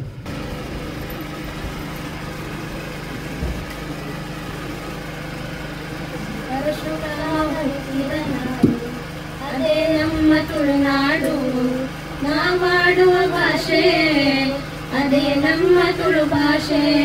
ಸಿರಿ ತುಂಬಿದ ಈ ಊರು, ಅದುವೇ ನಮ್ಮ ಕೊಂಬಾರು. ಈ ಊರಿನ ಒಳಗೂರು, ಅದುವೇ ನಮ್ಮ ಹಂಚೂರು. ಬೆರದೋಡಿ ಕಟ್ಟೆ, ಕನಕೋಟೆ ಗುಡ್ಡೆ, ಕೋಟೆ ಗುಡ್ಡೆಯಿಂದ ಹರಿದು ಬರುವ ನದಿಯೇ ಬಿರ್ಮರಗುಂಡಿ. ಕೊಂಬಾರು ಮಲೆ, ಮೆದಿಕಲ್ಲು ಗುಡ್ಡೆ, ಮತ್ತೆ ನಿತ್ಯ ಹರಿದು ಬರುವ ನದಿಯೇ ಮೆಟ್ಟುತ್ತಾರು. ಇವೆಲ್ಲವೂ ಸೇರುವ ಊರು ಒಂದೇ ಅದು ಮಣಿಬಾಂಡ. ಇವೆಲ್ಲವೂ ಸೇರುವ ಊರು ಒಂದೇ ಅದು ಮಣಿಬಾಂಡ. ಪರಶುರಾಮ ಹುಟ್ಟಿದ ನಾಡು ಅದೇ ನಮ್ಮ ತುಳುನಾಡು. ನಾವಾಡುವ ಭಾಷೆ ಅದೇ ನಮ್ಮ ತುಳು ಭಾಷೆ. ಈ ಎರಡು ನದಿಗಳಿಗೆ ಸೇತುವೆಯ ಕಲ್ಪಿಸಿದವರು ನಮ್ಮ ಊರಿನ ವಕೀಲರು. ಅವರೇ ನಮ್ಮ ಪ್ರವೀಣರು. ಅವರಿಗೆ ಜೊತೆಯಾದವರು ನಮ್ಮ ಈ ಊರವರು. ಉಚ್ಚ ನ್ಯಾಯಾಲಯದ ದೇವತೆಯ ಪ್ರಸಾದವಿದು. ನಿಮ್ಮೆಲ್ಲರ ಹೋರಾಟಕ್ಕೆ ಸಂದಾಯಿ ಜನ್ಯವಿದು. ನಿಮಗಿದು ನಮ್ಮೆಲ್ಲರ ಹೃದಯಪೂರ್ವಕ ನಮನಗಳು. ನಿಮಗಿದು ನಮ್ಮೆಲ್ಲರ ಹೃದಯಪೂರ್ವಕ ನಮನಗಳು. ಹೃದಯಪೂರ್ವಕ ನಮನಗಳು. ಹೃದಯಪೂರ್ವಕ ನಮನಗಳು. ಧನ್ಯವಾದಗಳು. ಮಹಾಲಕ್ಷ್ಮಿ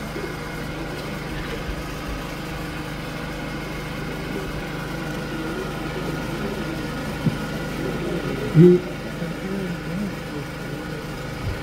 ಸುಂದರ ಕಾರ್ಯಕ್ರಮದಲ್ಲಿ ನಿರ್ಮಾಣಗೊಂಡಿರುವಂತಹ ಸೇತುವೆಗಳನ್ನು ಹಾಗೂ ರಸ್ತೆಯನ್ನು ಉದ್ಘಾಟಿಸಿದ ಸನ್ಮಾನ್ಯ ಶ್ರೀ ರಾಜೇಶ್ ವೈ ಕಲ್ಲಂಗರ ಗಣವೆಚ್ಚ ನ್ಯಾಯಮೂರ್ತಿಗಳು, ಕರ್ನಾಟಕ ಉಚ್ಚ ನ್ಯಾಯಾಲಯ ಹಾಗೂ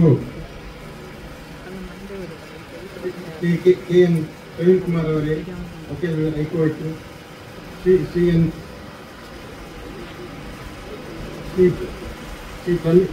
ಪ್ರವೀಣ್ ಗೌಡ, ಎಸ್.ಸಿ. ವಕೀಲರು ಮತ್ತು ಪ್ರಧಾನ ಕಾರ್ಯದರ್ಶಿ ಬೆಂಗಳೂರು ವಕೀಲರ ಸಂಘದ ಇವರೇ, ಹಾಗೂ ನಮ್ಮ ವೇದಿಕೆಯಲ್ಲಿ ಆಸೀನರಾಗುವ ಗಣ್ಯರೇ ಮತ್ತು ಈ ಊರಿನ ಈ ಭಾಗದ ಫಲಾನುಭವಿಗಳೇ. ಈ ಮೆಟ್ಟುತ್ತಾರು ಸೇತುವೆ ಅಂತ ಹೇಳೋದು ಸಾಧಾರಣ ಸುಮಾರು ನಾನು ಈ ಗ್ರಾಮಾಭಿವೃದ್ಧಿ ಇಲಾಖೆಯಲ್ಲಿ ಹಿರಿಯ ಇಂಜಿನಿಯರಾಗಿ ಸಹಾಯಕ ಇಂಜಿನಿಯರಾಗಿ ಅನಂತರ 2022 ಆಗಸ್ಟ್ನಲ್ಲಿ ನಾನು ಚಾರ್ಜ್ ತಗೊಂಡ ನಂತರ ಸುಮಾರು 1-2 ತಿಂಗಳ ನಂತರ ಅದು ಆ ವಿಷಯ ಮೇಲಕ್ಕೆ ಬಂದಿದೆ. ಅದರ ಮೊದಲು ಯಾವುದೋ ಒಂದು ಸಣ್ಣ ತಪ್ಪಿನಿಂದಾಗಿ ಹೈಕೋರ್ಟ್ನ ನಿರ್ದೇಶನದ ಕಡತವನ್ನು ಸ್ವಲ್ಪ ಯಾರೊಬ್ಬರಿಂದಾಗಿ ನಿರ್ಲಕ್ಷ್ಯದಿಂದಾಗಿ ಅದು ಹಾಗೆ ಫೈಲಲ್ಲಿ ಕೂತಿತ್ತು.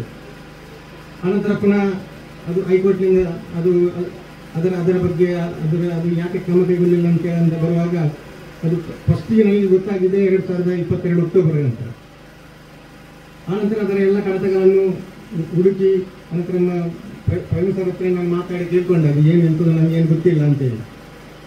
ಆನಂತರ ಅದರ ಎಲ್ಲ ಹಿಂದಿನ ಕಡತಗಳನ್ನೆಲ್ಲ ತಗೊಂಡು ನವೆಂಬರಿಂದ ಅದರ ಹಿಂದೆ ನಾವು ವರ್ಕೌಟ್ ಮಾಡಿದ್ದೇವೆ. ಅದು ಸುಮಾರು ನಮ್ಮ ಕೆಲವು ಅಧಿಕಾರಿಗಳಿಗೆ ಸ್ವಲ್ಪ ಸಮಸ್ಯೆ ಆಗುವ ರೀತಿಯಲ್ಲಿತ್ತು. ಯಾಕೆಂದರೆ ಹೈಕೋರ್ಟ್ ಅಥವಾ ಯಾವುದೇ ಕೋರ್ಟಿನ ನಿರ್ದೇಶನಗಳನ್ನು ಯಾವುದೇ ಇಲಾಖೆ ಅಥವಾ ಅಧಿಕಾರಿಗಳು ಅದನ್ನು ನಿರ್ಲಕ್ಷಿಸುವಂತಿಲ್ಲ. ಆದರೆ ಯಾವುದೋ ಒಬ್ಬರ ನಿರ್ಲಕ್ಷ್ಯದಿಂದ ಅದು ಉಳಿದಿತ್ತು. ಅನಂತರ ಅದರ ಹಿಂದೆ ನಾವು ಹೋರಾಟ ಮಾಡಿ ಸುಮಾರು 4-5 ತಿಂಗಳಲ್ಲಿ ಅದೊಂದು ಟೆಂಡರ್ ಹಂತಕ್ಕೆ ಬಂತು. ಆನಂತರ ಟೆಂಡರ್ ವಹಿಸ್ಕೊಡ್ಲಿಕ್ಕೆ ಇಲ್ಲಿಗೆ ಯಾವುದು ವರ್ಕಿಗೆ ಟೆಂಡರ್ ಹಾಕಲಿಕ್ಕೆ ಬರಲಿಲ್ಲ. ಯಾಕೆಂದರೆ ಅದನ್ನು ಖಾಲಿ ಸೇತುವೆ ಮಾತ್ರ ಹೇಳೋದು, ಆ ಮೂಲೆಗೆ ಹೋಗಿ ನಮಗೆ ಮಾಡಲಿಕ್ಕೆ ಆಗೋದಿಲ್ಲ, ಅದೇನು ವರ್ಕೌಟ್ ಆಗೋದಿಲ್ಲ, ಆಗಲಿಕ್ಕಿಲ್ಲ ಅಂತೇಳಿ ಯಾರತ್ತು ರಿಕ್ವೆಸ್ಟ್ ಮಾಡಿದ್ರು, ಯಾರು ಟೆಂಡರ್ ವಹಿಸ್ಕೊಳ್ಳಿಕ್ಕೆ ಬರಲಿಲ್ಲ. ಅನಂತರ ನಮ್ಮ ಆಲಿಪಿನಿ ಅವರು ದೊಡ್ಡ ಮನಸ್ಸು ಮಾಡಿ ಅದಕ್ಕೆ ಟೆಂಡರ್ ವಹಿಸ್ಕೊಂಡು ನಮ್ಮ ಹತ್ತಿರದ ಮೇರೆಗೆ ಅವರು ವಹಿಸ್ಕೊಂಡಿದ್ದಾರೆ. ಅನಂತರ ಬಂದು ಅವರಿಗೆ ನೋಡುವ ಸ್ವಲ್ಪ ಇಲ್ಲಿಗೆ ಸರಿಯಾದ ರಸ್ತೆ ಇಲ್ಲ, ಮೆಟೀರಿಯಲ್ ತರಬೇಕು. ಈಗ ಗುತ್ತಿಗೆದಾರ ಅದನ್ನು ಯಾವುದು ನೋಡ್ತಾರೆ ಅಂತ ಹೇಳಿದ್ರೆ ಅಲ್ಲಿ ನಮಗೆ ಆರಾಮಾಗಿ ವರ್ಕ್ ಮಾಡಲಿಕ್ಕೆ ಆಗ್ತಾಯಿಲ್ಲ. ವ್ಯವಸ್ಥೆ ಉಂಟಾ, ರಸ್ತೆ ಉಂಟಾ, ಮೆಟೀರಿಯಲ್ ಸಿಗ್ತದ, ಲೇಬರ್ ಸಿಗ್ತಾರ, ಬಾಕಿಯಲ್ಲಿ ಇದೆ ಅಂತೇಳಿ. ಆದರೂ ಆಲಿಪಿನಿಯವರು ಅದನ್ನೆಲ್ಲ ಮನೆಗಂಡು ಊರವರ ನಮ್ಮ ಇದರ ಡುವಾಡಿಯರ ಪ್ರವೀಣ್ ಸರ್ ಮತ್ತು ಭುವನೇಶ್ವರ ಗೌಡ ಅವರ ಒಂದು ಸಹಕಾರದಿಂದ ಆ ಬ್ರಿಡ್ಜ್ ಭಾರಿ ಬೇಗ ಆಗಲಿಲ್ಲ. ಯಾಕೆಂತ ಹೇಳಿದರೆ ಕೆಲಸದವರು ಒಮ್ಮೆ ಬಂದು 1 ವಾರ ಕೆಲಸ ಮಾಡಿ ಮನೆಗೆ ಹೋಗಿ ಬರ್ತೀವಿ ಅಂತಂದು ಬರ್ತಿರ್ಲಿಲ್ಲ. ಅವರು ಪುನಃ ಅವರನ್ನು ಹುಡುಕಿಕೊಂಡು ಹೋಗಬೇಕು ಸುಮಾರು. ಯಾಕಂದರೆ ಈ ಕಾಮಗಾರಿಗೆ ಇಲ್ಲಿ ಬೆಂಗಳೂರು ಗುಂಡಿ ಮತ್ತು ಈ ರಸ್ತೆ ಆದಷ್ಟು ವೇಗವಾಗಿ ಅದು ಆ ಕೆಲಸವನ್ನು ಮಾಡಲಿಕ್ಕೆ ಆಗಲಿಲ್ಲ. ಯಾಕಂದರೆ ಸುಮಾರು ಸಮಸ್ಯೆ ಬಂತು ಆವಾಗ. ಆದರೂ ನಾವು ಅದನ್ನು ಸರ್ ಹೇಳಿದಾಗೆ ನಾವು ಹೈಕೋರ್ಟ್ಗೆ ಆಲ್ರೆಡಿ ನಾವು ಅಫಿಡವಿಟ್ ಕೊಟ್ಟಿದ್ದೇವೆ. ಅದನ್ನು ಇಷ್ಟು ಸಮಯದೊಳಗೆ ನಾವು ವರ್ಕನ್ನು ಮುಗಿಸ್ಕೊಡ್ತೇವೆ, ಕೇಸನ್ನು ಕಂಪ್ಲೀಟ್ ಮಾಡಿಕೊಡ್ತೇವೆ ಅಂತೇಳಿ. ಆ ಟೈಮಿಗೆ ಕಂಪ್ಲೀಟ್ ಆಗಿದೆ. ಅಷ್ಟೊತ್ತಿಗಾಗಿ ನನಗೆ ನಿವೃತ್ತಿ ದಿನ ಆಗಿದೆ. ಲಾಸ್ಟ್ 23 ಜೂನಲ್ಲಿ ಆಗಿದೆ. ಈಗ ನಾನೊಬ್ಬ ಅಧಿಕಾರಿಯಾಗಿ ಮಾತಾಡೋದು ಅಂತ ಹೇಳಿದರೆ, ಇಲ್ಲಿ ನಮ್ಮ ಹೈಯರ್ ಅಥಾರಿಟಿಯಿಂದ, ನಮ್ಮ ಮೇಲಾಧಿಕಾರಿಯಿಂದ ಯಾವ ಡೈರೆಕ್ಷನ್ ಬಂತು, ಯಾವ ರೀತಿ ಬಂತು, ಅದನ್ನು ಕಾನೂನು ಪ್ರಕಾರವಾಗಿ ನಿರ್ವಹಿಸುವುದು ನಮ್ಮ ಕೆಲಸ ಆಗ್ತದೆ. ಯಾಕೆಂತ ಹೇಳಿದ್ರೆ, ಈಗ ಯಾರಿಗಾದರೂ ಅಧಿಕಾರಿ ಇದ್ದಂಗೆ ಅವನಿಗೆ ಇಚ್ಛಾಶಕ್ತಿ ಅಂತ ಇರಬೇಕು. ಆ ಕೆಲಸ ನಾವು ಮಾಡಬೇಕು. ಅದರ ಉದ್ದೇಶ ಏನು, ಆ ಕೆಲಸದಿಂದ ಯಾರಿಗೇನು ಪ್ರಯೋಜನ ಆಗ್ತದೆ ಅಂತೇಳಿ. ಆ ರೀತಿಯಾಗಿ ಎಲ್ಲ ಇಲ್ಲಿಯ ವಸ್ತು, ನಾನು ಕೂಡ ಒಂದು ಹಳ್ಳಿಯಿಂದಲೇ ಬಂದವನು. ನನ್ನ ಊರು ಚಾರ್ವಾಕ, ಇಲ್ಲೇ ಕಾಣಿಯೂರು ಚಾರ್ವಾಕ.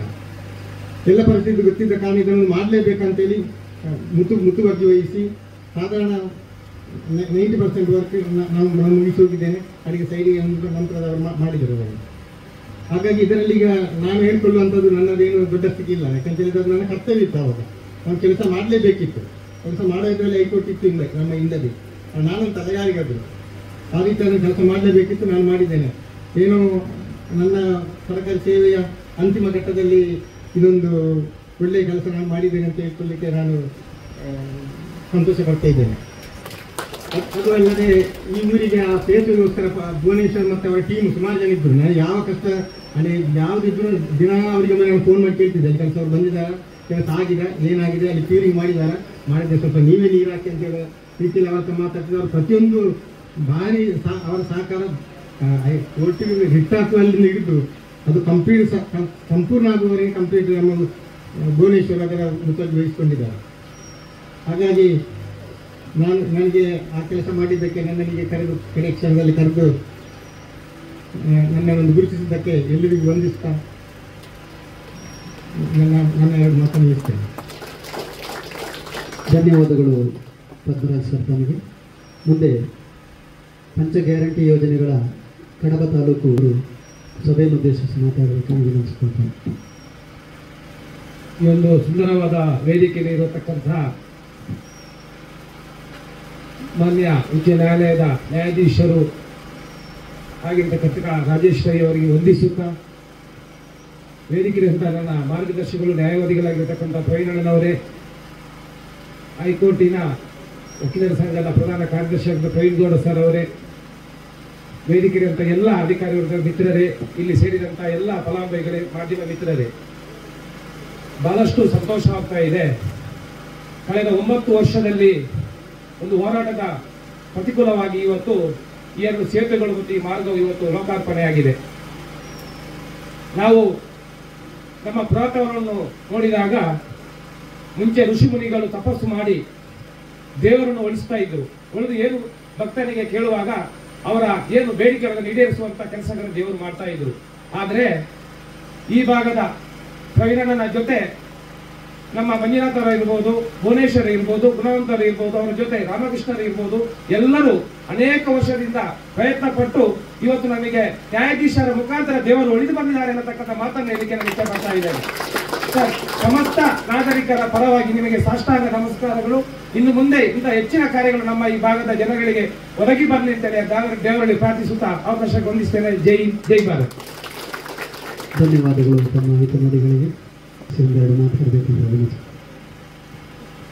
ವೇದಿಕೆಯಲ್ಲಿ ಉಪಸ್ಥಿತರಿರುವಂತಹ ಗೌರವಾನ್ವಿತ ನ್ಯಾಯಾಧೀಶರಿಗೆ ವಂದಿಸುತ್ತಾ, ನನ್ನ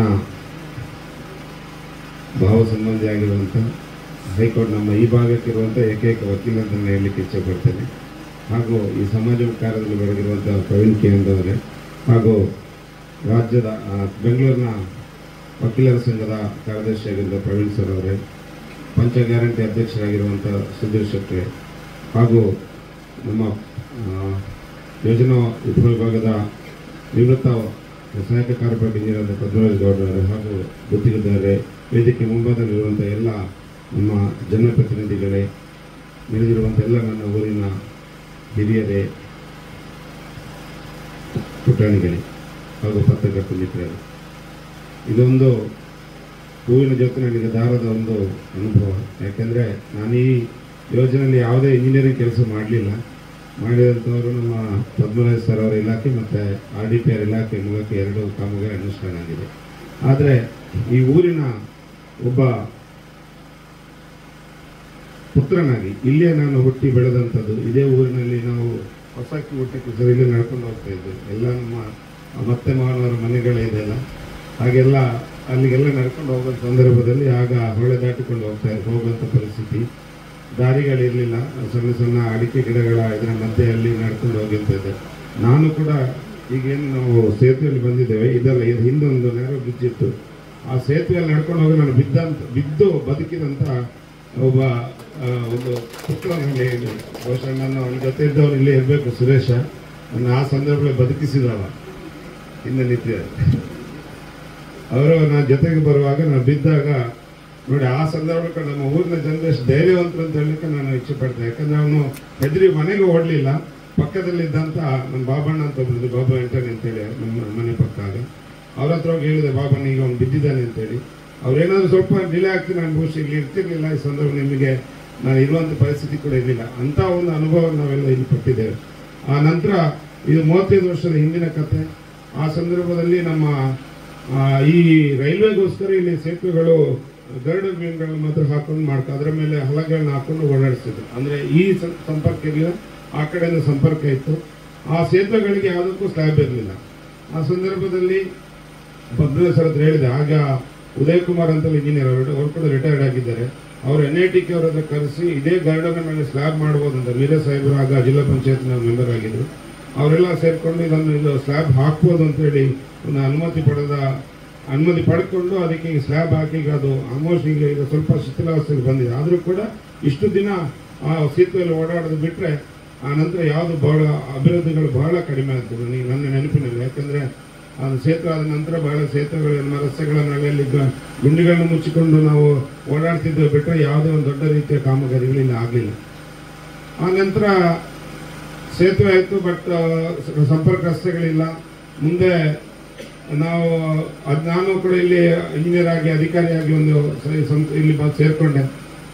ಸೇರಿ ಸಂದರ್ಭದಲ್ಲಿ ನನಗೆ ಈಗಾಗಲೇ ನ್ಯಾಯಾಧೀಶರು ಹೇಳಿದರು, ಕಾರ್ಯಾಂಗದ ನಮ್ಮ ಕರ್ತವ್ಯ, ನಮಗೆ ಕೂಡ ಒಂದು ಇಚ್ಛಾಶಕ್ತಿ ಬೇಕು ಅಂತಾರೆ. ಆಗ ಈ ಊರಿನ ಒಂದು ಇದರಲ್ಲಿ ಒಳ್ಳೆಯ ಹಿತದೃಷ್ಟಿ ನಿಟ್ಟಿನಲ್ಲಿ ನಾನು ಸಾಕಷ್ಟು ಪ್ರಯತ್ನಗಳು ಪಟ್ಟರು ಕೂಡ ನಮಗೆ ಅನುದಾನವನ್ನು ಕೊಡುವಂಥದ್ದು ಕಾರ್ಯಾಂಗದ ಮೂಲಕ, ಇದು ಶಾಸಕರಾದ ಮೂಲಕ ಅದು ಆಗಬೇಕಾಗ್ತದೆ. ನಮ್ಮಲ್ಲಿ ಓನ್ ಫಂಡ್ಗಳಿಲ್ಲ. ಓನ್ ಫಂಡ್ ಬೇಕಾದ್ರೆ ನಮ್ಮ ರಸ್ತೆ ಆಗಬೇಕದು. ಹಾಗೆ ಈ ರಸ್ತೆಯನ್ನು ಈಗಾಗಲೇ ನಾವು ಬಗ್ಪುನಿ ಮಣಿಪಾಂಡ್ ಕನೆಕ್ಟಿವಿಟಿ ಬೇಕು ಅಂತ ಜಿಲ್ಲಾ ಮುಖ್ಯ ರಸ್ತೆಗೆ ನಾವು ಅಪ್ಗ್ರೇಡ್ ಮಾಡಿಕೊಂಡೆ. ಹಾಗಾಗಿ ಸ್ವಲ್ಪ ಧೈರ್ಯದಿಂದ ಆ ರಸ್ತೆಗಳನ್ನು ಏನಾದರೂ ಮಾಡಿ ಮೇಂಟೈನ್ ಮಾಡ್ಕೊಂಡು ಇರ್ಬೋದು ಅಂತೇಳಿ. ಆದರೆ ಈ 2 ಏನು ಸೇತುವೆಗಳಿದೆ ತುಂಬ ಬೇಕಾಗಿದ್ದಂಥ ಸೇತುವೆಗಳು. ಈಗಾಗಲೇ ಪ್ರವೀಣ್ ಅವರು ಉಲ್ಲೇಖ ಮಾಡಿದರು. ನಾವು ಹಿಂದೆ ಇಲ್ಲಿ ಮಕ್ಕಳೆಲ್ಲ ನಮ್ಮ ಜೋರು ಮಳೆ ಬಂದು ಫ್ಲಡ್ ಬಂದಾಗ ನಮ್ಮ ಮನೇಲಿ ಉಳ್ಕೊಳ್ತಿದ್ದೆವು.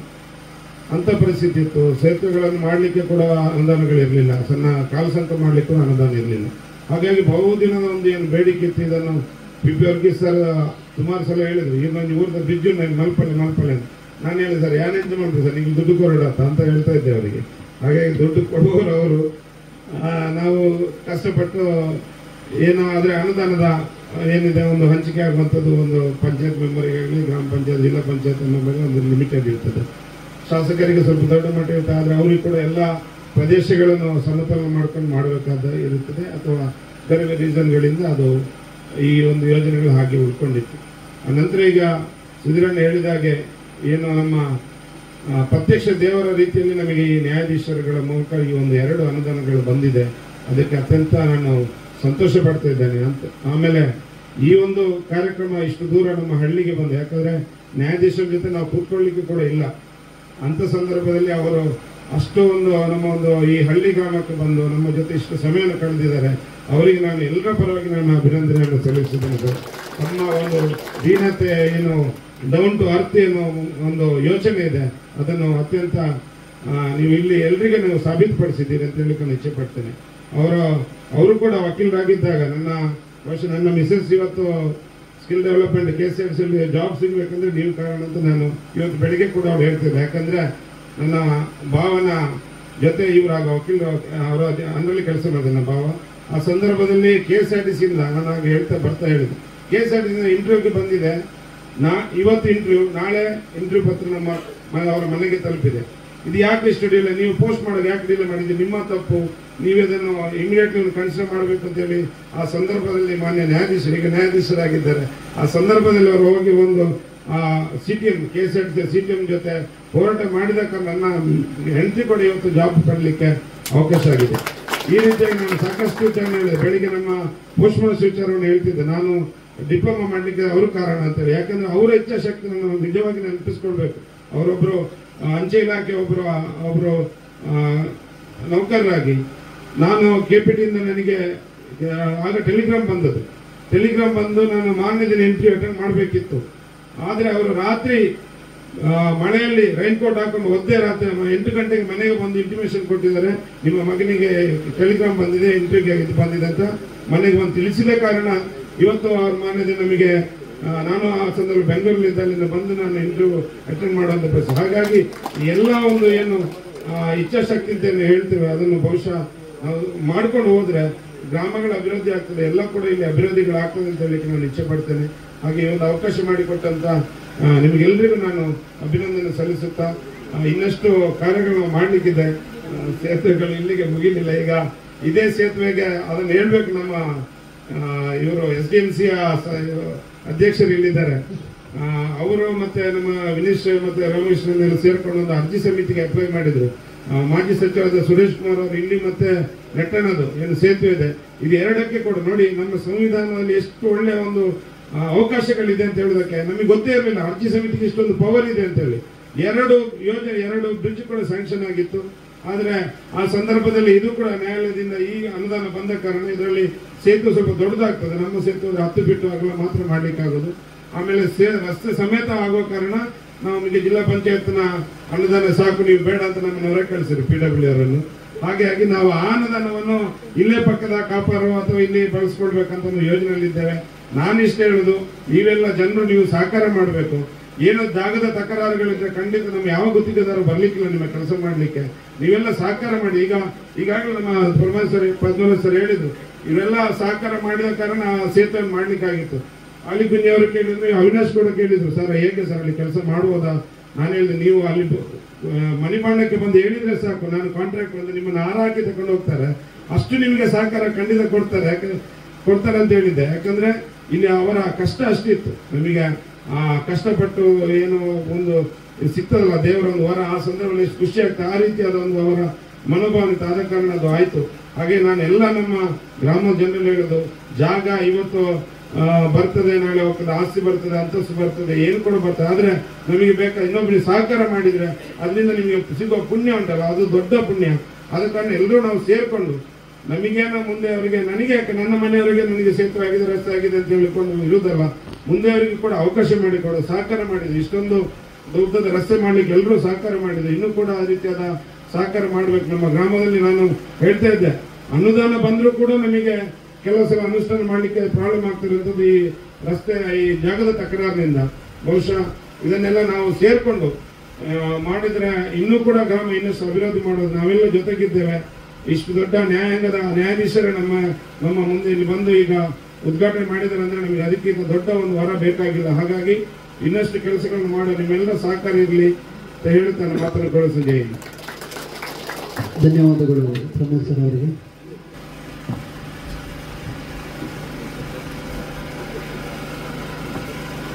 ಅದೇ ರೀತಿ ನಮ್ಮೊಂದಿಗೆ ಅನೇಕ ಪ್ರಮುಖರು ನಮ್ಮೊಂದಿಗೆ ಸಂದರ್ಭದಲ್ಲಿ ಭಾಗಿಯಾಗಿದ್ದಾರೆ. ವೇದಿಕೆಗೆ ಬಂದ ಎಲ್ಲ ಗಣ್ಯರೇ ಹಾಗೂ ವೇದಿಕೆ ಮುಂಭಾಗದ ಎಲ್ಲ ಗಣ್ಯರು, ಇವಾಗ ಇವೆಲ್ಲ ಮುಖಂಡರು ಮೇಲಿನ ಮುಖಂಡರು ತುಂಬ ಖುಷಿ ಆಗ್ತದೆ. ಯಾಕಂದರೆ ನಾವು ಸೇತುವೆ ಆಗಿದೆ, ಎಲ್ಲ ಒಂದು ಏನೋ ಸಾಧನೆ ಮಾಡಿದ ಹಾಗೆ. ಈ ಸಾಧನೆಗೆ ಪರೋಕ್ಷವಾಗಿ ಪ್ರತ್ಯಕ್ಷವಾಗಿ ಯಾರೆಲ್ಲ ಕಾರಣಕ್ಕೆ ಎಲ್ಲರಿಗೂ ನಾನು ಧನ್ಯವಾದ ಹೇಳ್ತಾ ನನ್ನ 2 ಮಾತು ಮುಗಿಸ್ತೇನೆ.